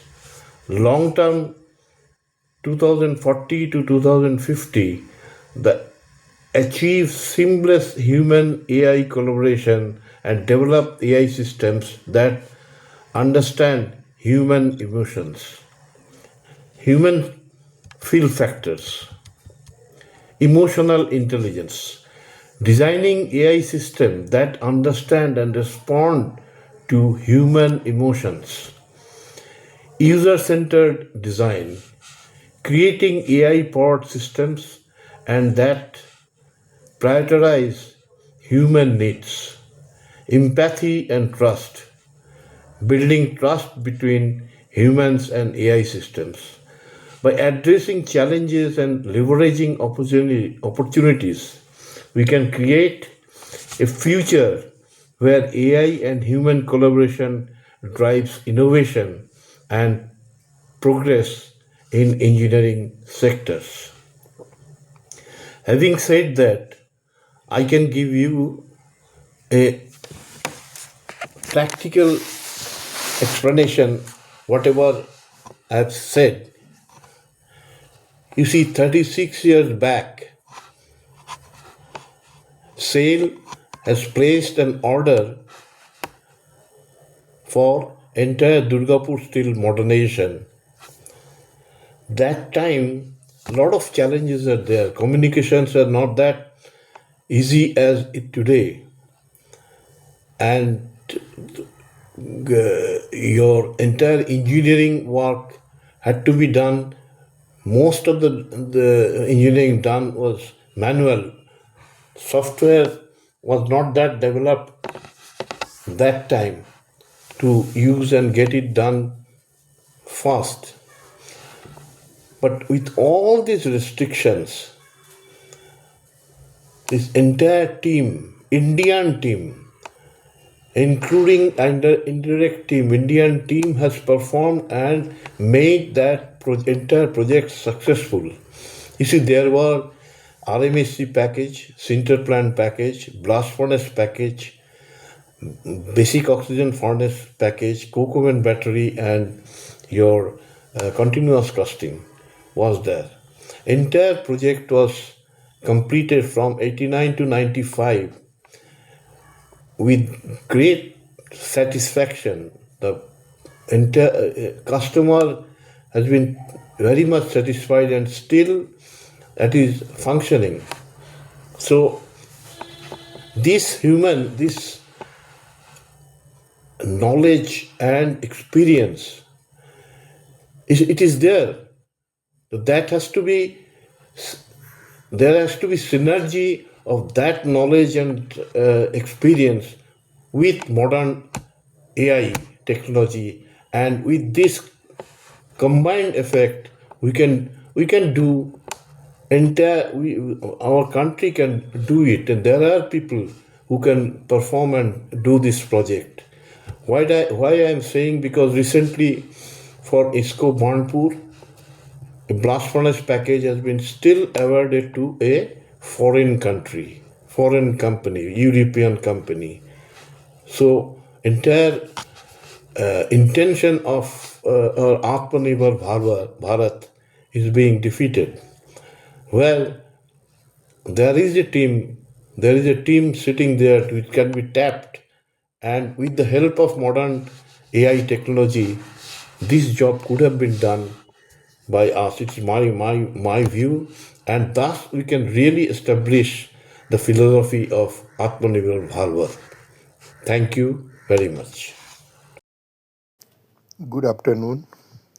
Let me share a visual on seminar objectives and our thoughts in brief.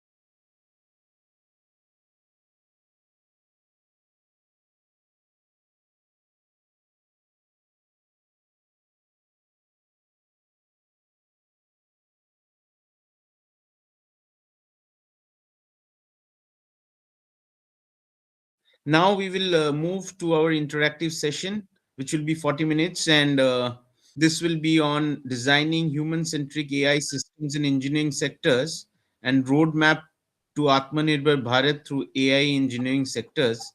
Chairpersons are Mr. Achinta Kumar Sarkar, Pritish Kumar Sen, Devrata De, Anirban Datta, Sudhir Ranjan Ganguly, and Amal Sarkar.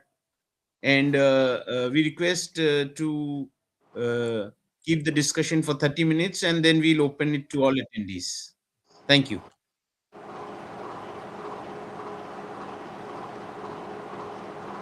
We may start the interactive session.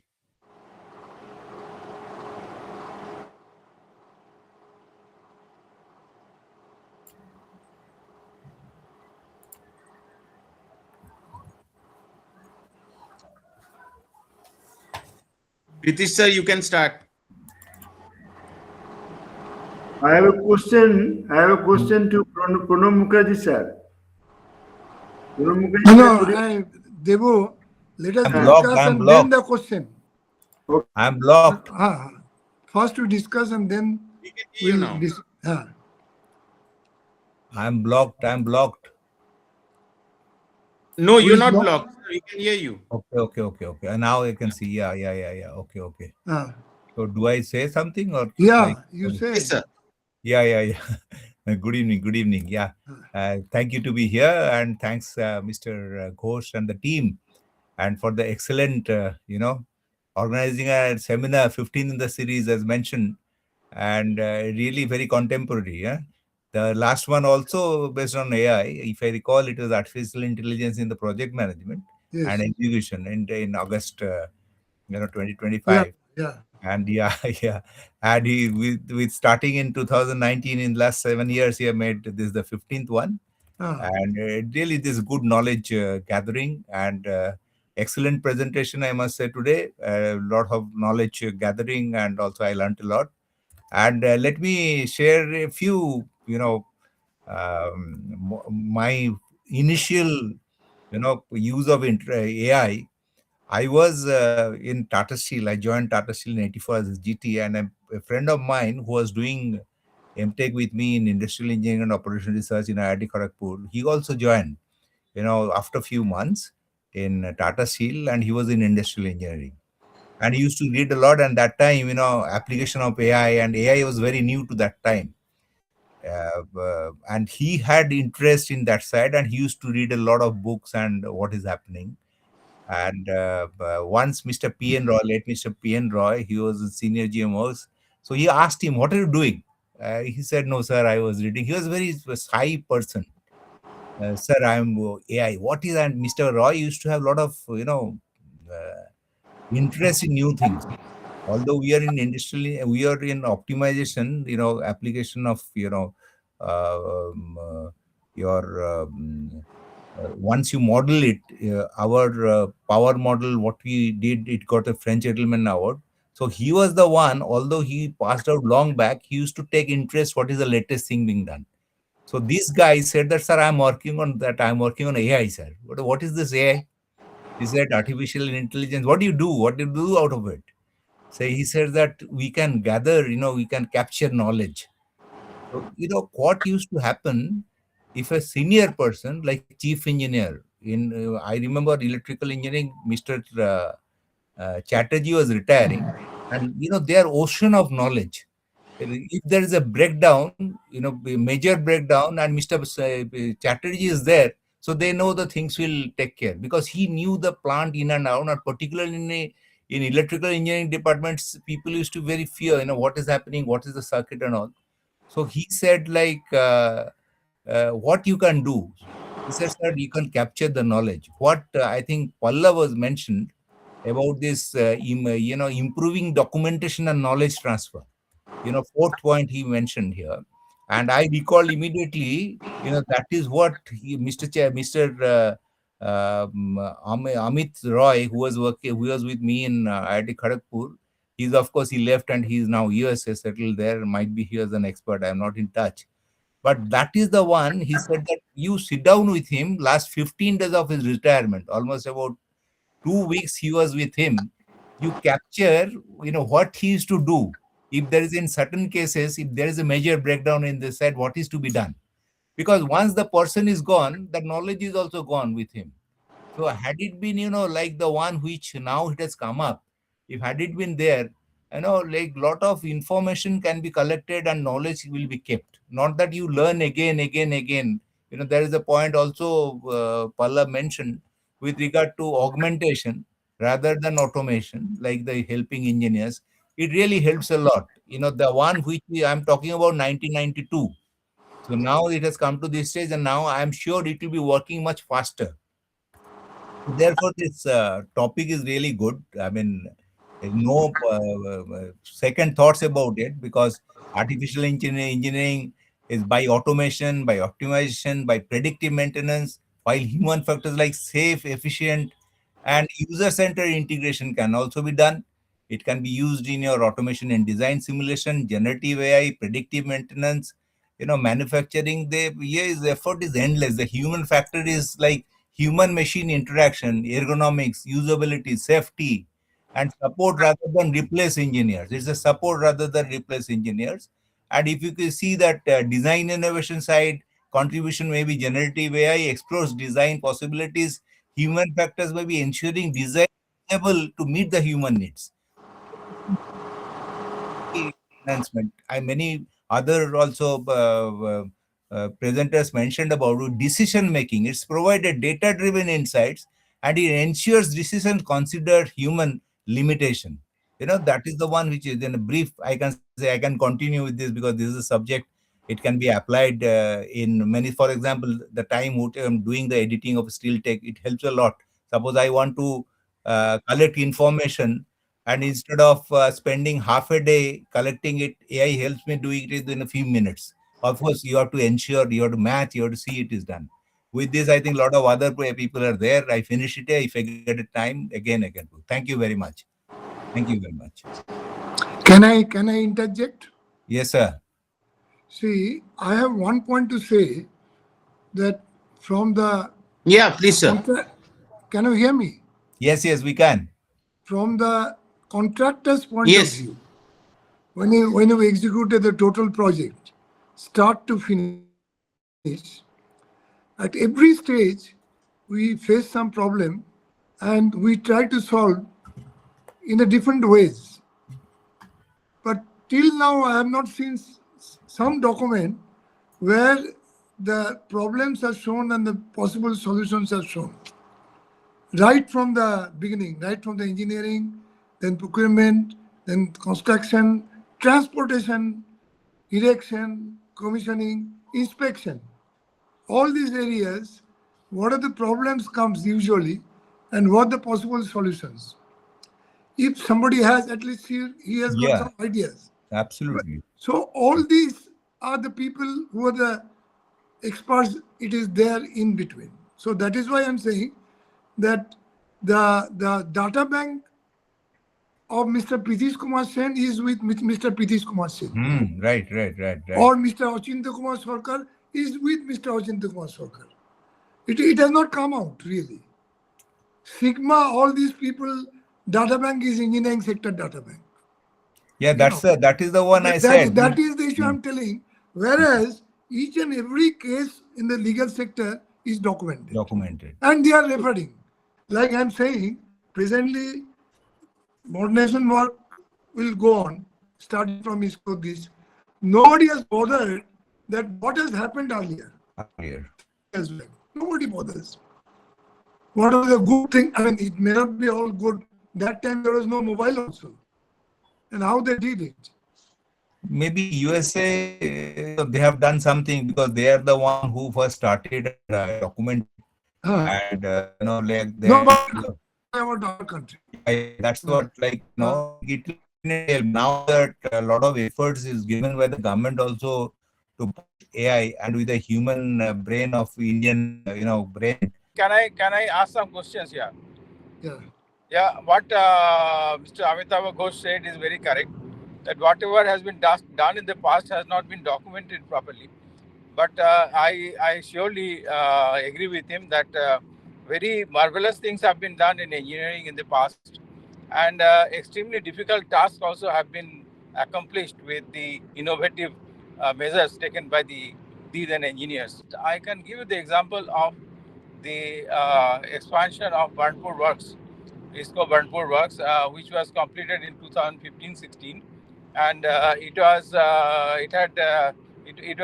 from a 0.3 million ton plant to a 2.5 million ton plant, and it was on a greenfield site on almost at the Slag Bank area. So many people will not know that the slag bank at Burnpur used to be the dump yard for all the scrap that used to be generated from the works, including big boulders. Transportation, those days slag generation was erection, not there. commissioning. Those days, and how they did it. Maybe handling USA, they have done something because they are the one who first started document. from the ladder skulls were not there. So all those things were getting dumped off years after years. Who is maybe talking? For 100 years, those things were dumped at that place. So when that area was earmarked for the 2.5 million ton plant, so it was found that the entire area is filled up with lot of scrap materials and lateral skulls and all that. So and the soil was not solid. Soil was loose.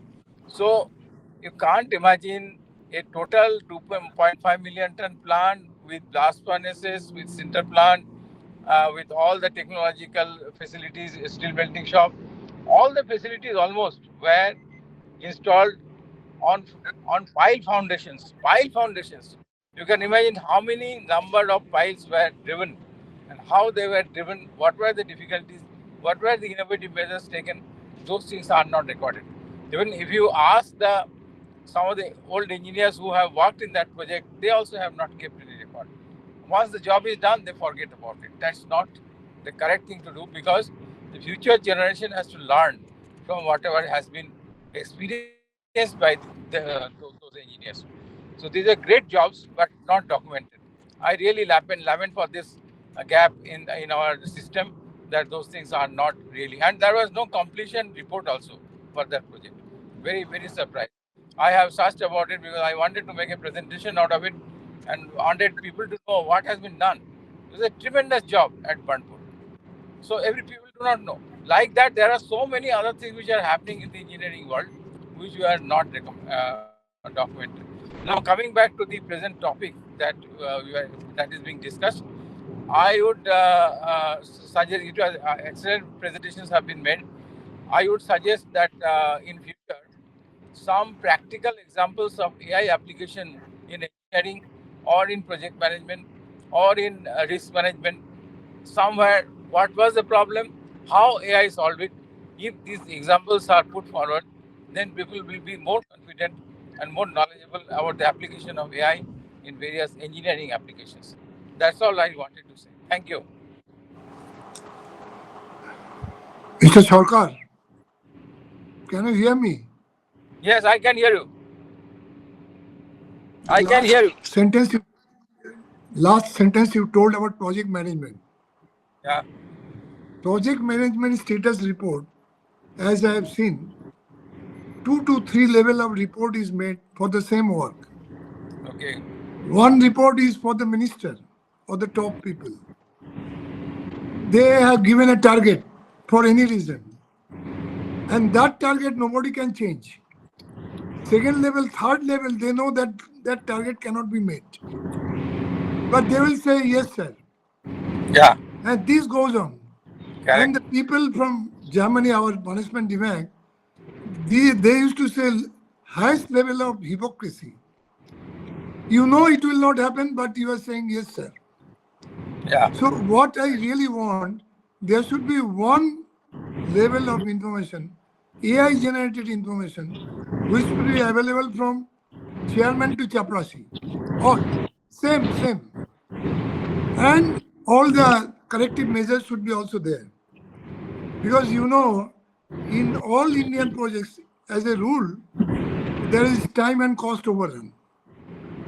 I mean, very exceptionally few projects like Purulia Pump Storage, few projects were done in time. And we are quite used to it. But not the Japanese, not the Germans. They don't like delay, you know. And yes, we can do it. It's not we cannot do it. Yeah, But this is one AI can help. I was telling you, Mr. Ghosh, in Brazil, I'm small told the correction. daily report which is being done, it is a daily report is on AI, and also on that your weekly, monthly, and year reports is being done. I'm told I No, have not seen it, but I heard that. Pritish, this is the one part I have told through AI. But supposing there is a delay for some reasons, AI will say there is a delay. But what are the corrective measures? AI most of the time will not be in a position to tell. There the experience and human factor comes. They can compress the schedule with some means. So that means AI plus human field factor together can do the work correctly. Sir, small correction. Sir, small correction. Please. You are talking about the ministers. I can tell you, there was a minister like Dr. Sanko Sen. And he knows how the job is to be done. Yes. We completed Bokesar 39 days ahead of schedule. There was weekly review meeting, there was monthly review meeting, and there was actually quarter monthly review meeting. And he used to chair the meeting, you know. Yeah, you are right. So this is an exception. Very exception. And that is why a lot of people were not liking him. Because first you are the engineer, then a minister. First you are the engineer, then a minister. Yeah, please. I think we have not heard from Mr. Anirban Datta or Anirban, if they can add. Please. Thank you, Saroj, and thank you, Ghosda, and all the organizers for arranging talks and sessions on such an area, which is not only very close to my heart, but this is practically entire world is now evolving on this. Now, the topic, today's topic, is a bit very, very sensitive topic. Now, this one part is the artificial intelligence and focusing on the Atmanirbhar Bharat. And another part is the human fill factor, and between between a collaboration to arrive at a collaboration between these two, because Atmanirbhar Bharat, the philosophy, the vision is not about isolation, because the entire world, as it has passed through the fourth industrial revolution and marching towards the industry 5.0. But in India, the path which has been chosen is a bit different. Just we are not just building for efficiency, but we are building for people. So this is approach is people centric. Now, as the Atmanirbhar Bharat philosophy vision is not in isolation, it is about resilience. So now this technology, how the technology, including AI, can play in a very cognitive role, as Pallab was saying, that artificial intelligence, if we simplify, because intelligence or artificial intelligence, it is our brain, but HFF or human fill factor, those are our heart.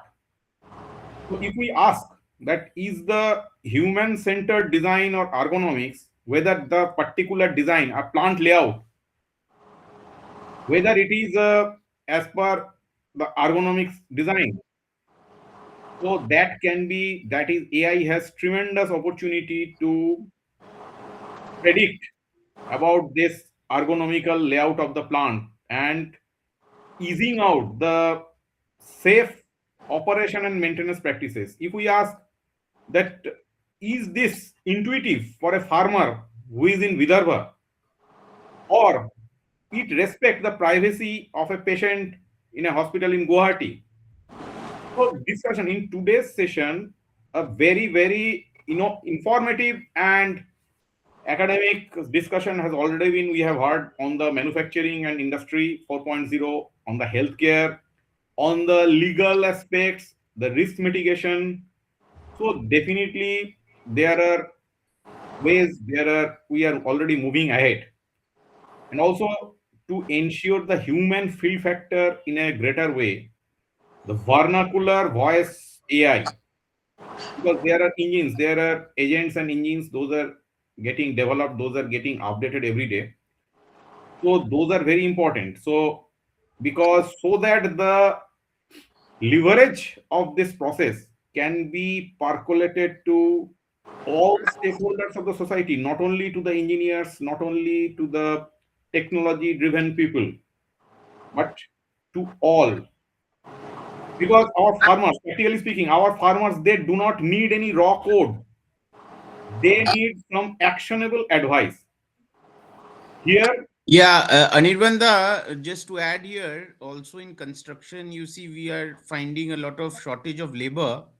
And just like farmers, if this AI can, augment the knowledge of the laborers and make them, easier to work. Because number one, you are not getting laborer. And number two, if that laborer can be augmented with AI, and he can do, some kind of a supervisory role also. I mean, that will help a lot, because now in the future, this will be a big shortage. So in, McNally Sayaji, like we had this smart welding machines where a smaller, 2G welder could do the same finish of a 3G welder. So then, AI was helping upgrade the skill, and a lower skill person can do a higher finish. So something like that, if we can do. yes, Saroj, you are absolutely on the target. You have hit the bull. So now, not only the laborers or the unskilled, because you can have today, you can have the opportunity to conduct the hands-on training on, particularly on surface preparation and painting, is a very critical area in order to protect the GDP loss, because due to corrosion in our country, practically due to corrosion, the loss of GDP is accounted around 4 to 5% per annum. Now, there are, particularly if you see the example of a bridge, Chenab Bridge, it was a painting. It has been a very challenging task, but the agency who was associated, they trained the applicators through VI and AI, through AR and VR, so that before landing up to the actual installation. Now the challenges, most importantly, that for in the path in running moving ahead in the to the path of a self-reliant future, there are some challenges we need to face, and some of the challenges Pallav has very eloquently Pallav has mentioned that first of this is the trust deficit, because to a large extent AI is still a large black box. Suppose if an AI agent rejects a loan application for a small entrepreneur, they need to know why. In same case, because as Ghosda, Sarkarda both pointed out that lack of preserving the legacy data for the EPC projects which have been we have witnessed in the last few decades. So that transparency or the explainable part of the AI is a massive challenge to human fill factor that is to be looked into. Another part is the digital divide for a country like India, because urban elite population, they can have all the access, all the agents, all the engines, they have the internet, but what about the rural population? So that digital divide gap, that is also a critical area which, in order to move ahead to this Atmanirbhar Bharat with a touch of the human fill factor, that is also looked into. And finally, Yeah, here, because we are such a populated country, scalability is easier. So that is our big advantage that India has. And I think Ghosh sir was also mentioning this, how social media is scaling up in India. So now, sir, if we can have the floor open, and anybody else from the audience or attendees, you can also join the interactive session.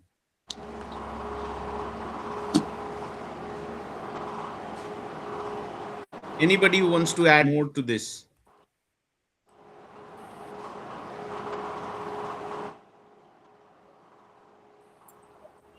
Yeah, if nobody is there, I just missed mentioning. I wish the very happy, healthy, and prosperous 2022 to everybody. And also, I'm happy to see Saroj. You become a doctor, Dr. Saroj Singh, and I congratulate you and Thank wish you all the best for your new assignment as a professor at Adams University. Is your friend also become a doctor? Who was an IAS?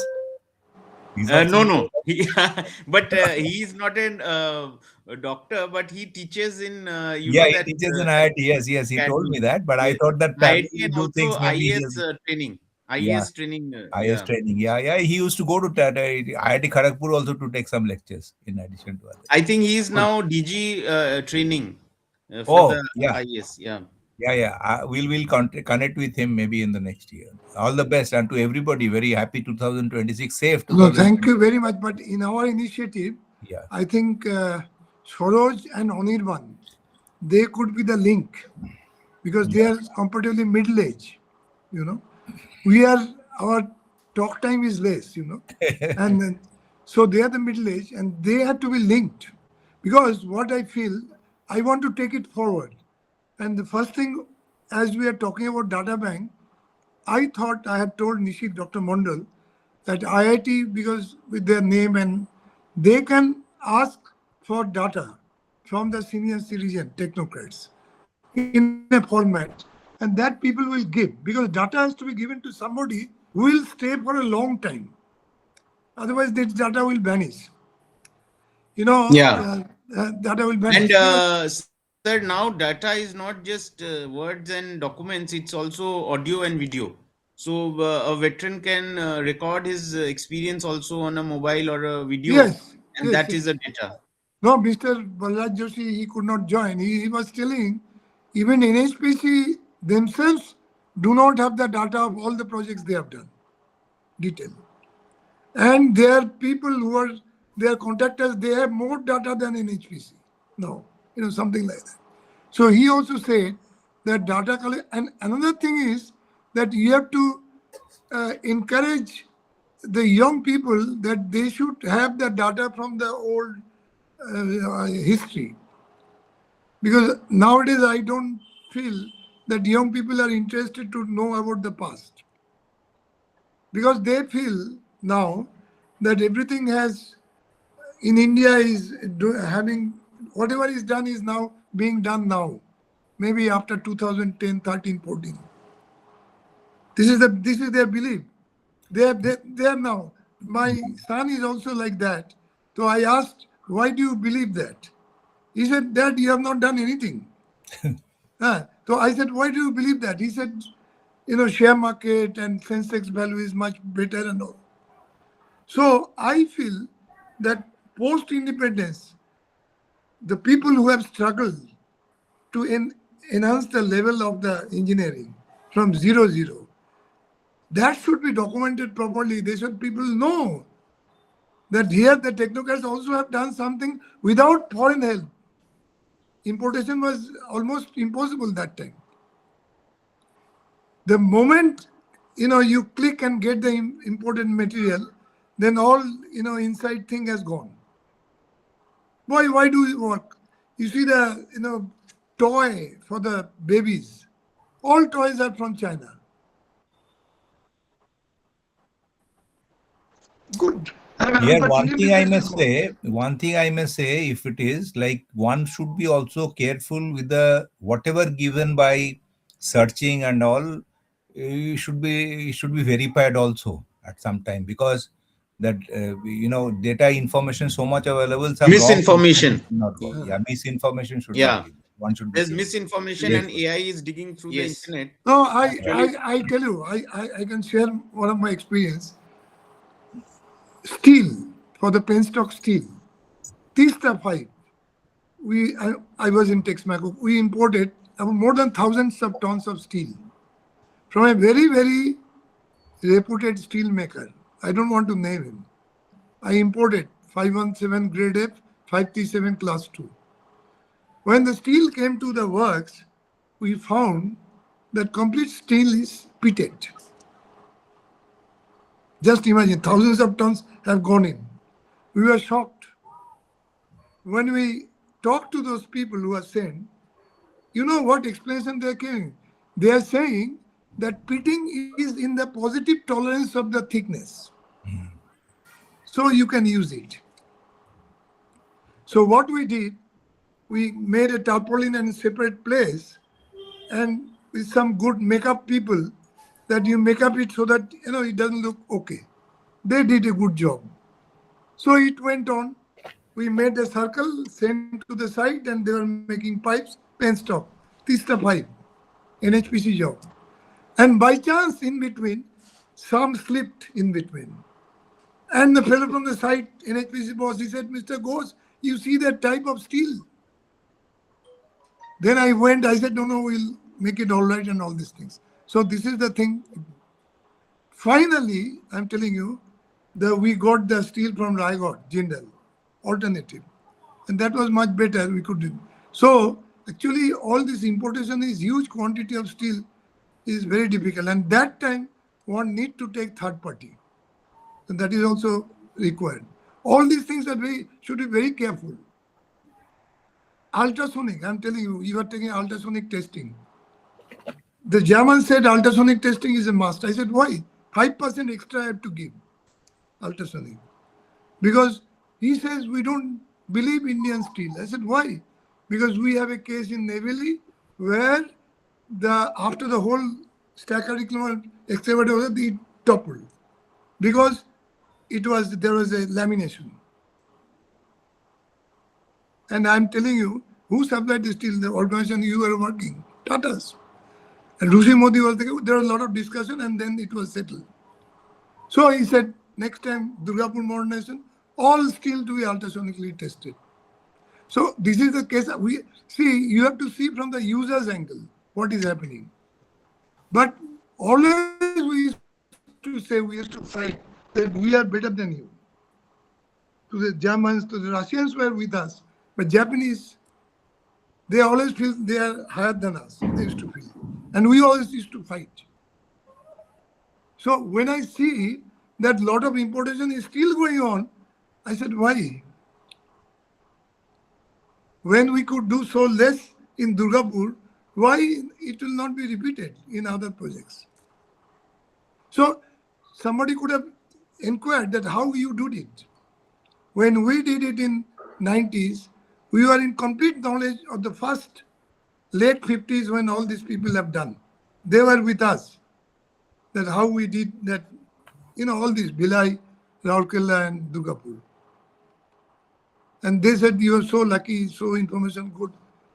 That time we had no mobile. Now you'll say, how did you do it? So every time you have to see the past and take them. How the Germans lost with Russia because they did not have the knowledge that in winter you should not stay at Russia. That is how they lost past data. Anyway, so data is very important. That's what I'm saying. And this data, I'm requesting you, I will make a format and through IIT, Dr. Mondal, I've requested him, we'll collect. History is important. History is very important. And then from there, we'll start with the Ochinto's project management subject. A project management done now and project management done with AI, side by side. What is the difference it is making? And safety matters. 2-3 things we have to start working and show that this is the use of AI, advantage of AI with human factors. Then only people will be convinced. Another part is that the engineers, the project engineers who are involved in the EPC projects like mechanical engineers, civil engineers, electrical engineers, they do not necessarily be the coders. But all of them in very near future, they need to be AI literate. How to use the AI engines and agents. And every day, as I'm seeing, every day these engines and this machine learning thing, that pattern is getting improved.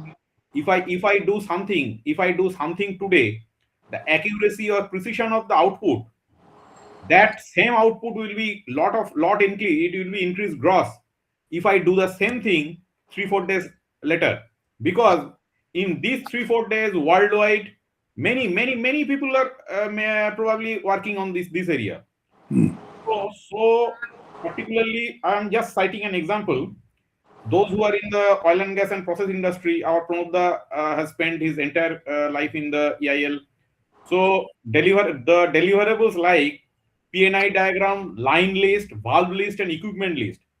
The review of those documents does not require any special intelligence or any rocket science, but those are very, very laborious work to arrive at an uniformity between all these delivered documents. Today, the review of these documents and assuring the proper interlinking between all these documents, whether the valve line number on the PNID is matching with the line list or the valve tag number is matching with the valve list. Those have been, because see, if the output is from a 3D platform, you can more or less rest assured that it will be accurate. But when you are reviewing just on the basis of some PDF, PNID in a PDF format, a line list in a PDF format, and valve list in a PDF format, it was basically there had been till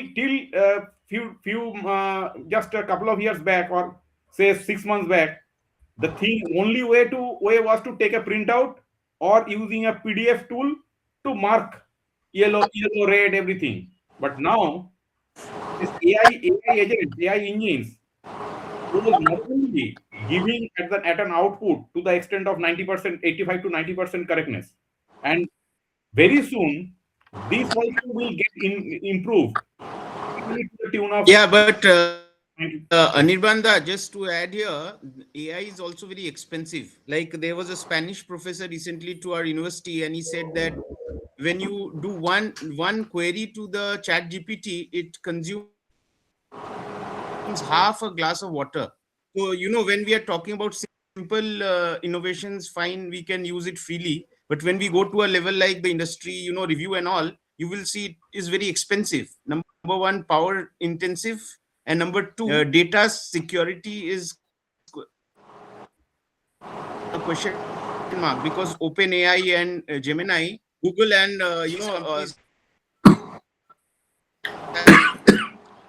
Yes, absolutely. You are absolutely correct.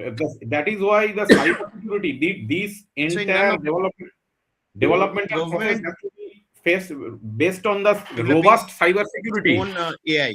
Yeah. Yes, same is with hangers and supports in high pressure and high temperature steam line. High pressure and high temperature Yeah, steam Pranab line, sir, you want ultra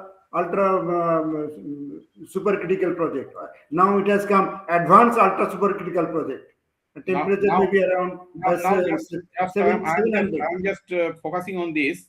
700. First of all, what Saroj was saying, the data security, because data security, it is the one of the first and foremost challenge in this entire way forward. And because all the projects, the data are classified data, because those are spread into cloud, and cloud, the system, entire engine is getting developed with this data only. If suppose I feed hundreds of PNIDs and say a list of a line list consisting of thousands of lines, those those will be stored in the cloud, and the machine learning will Anirban learn, sir, can improve. we listen from Pranab sir once? He's raised his hand. Yes, sir.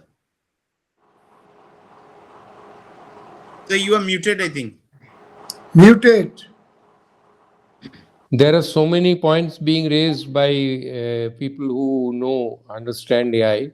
Getting back to what Anirban was saying, that PNID and matching the line list and then matching the process data sheets.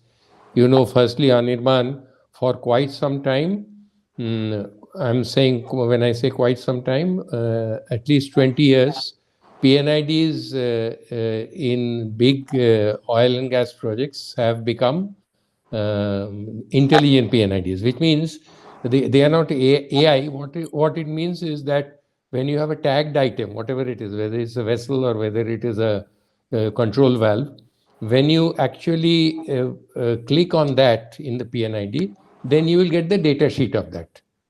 So that is an intelligent PNID which has been in vogue, at least even in my time it had started. But you are very right that along with the PNIDs, thousands of other things are connected. Now we will proceed with the vote of thanks and kindly request Mr. Arunavo Datta Gupta to deliver his speech. Good evening, ladies and gentlemen, respected speakers, distinguished chairpersons, dear participants and friends. As we come to the close of today's enriching seminar on applications of artificial intelligence and human fill factors in engineering sectors for Atmanirbhar Bharat beyond boundaries, I feel both humbled and energized by the depth of ideas shared and enthusiasm shown by all of you. Over the past few hours, we have witnessed a meaningful convergence of technology, human insight, and national aspiration.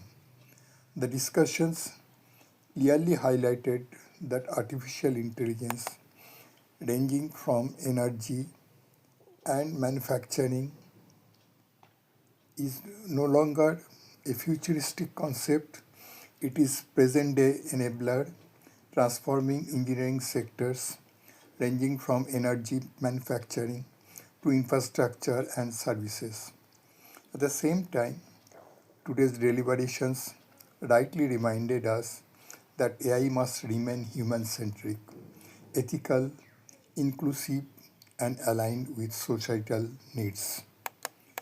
The inaugural and subject presentations laid a strong foundation connecting AI adoption with the vision of Atmanirbhar Bharat. The industry experts brought invaluable ground realities, sharing practical challenges, implementation experiences, and opportunities for indigenization. Our AI experts demonstrated how data, algorithms, and domain knowledge can work together to deliver real impact when guided by human values and purpose.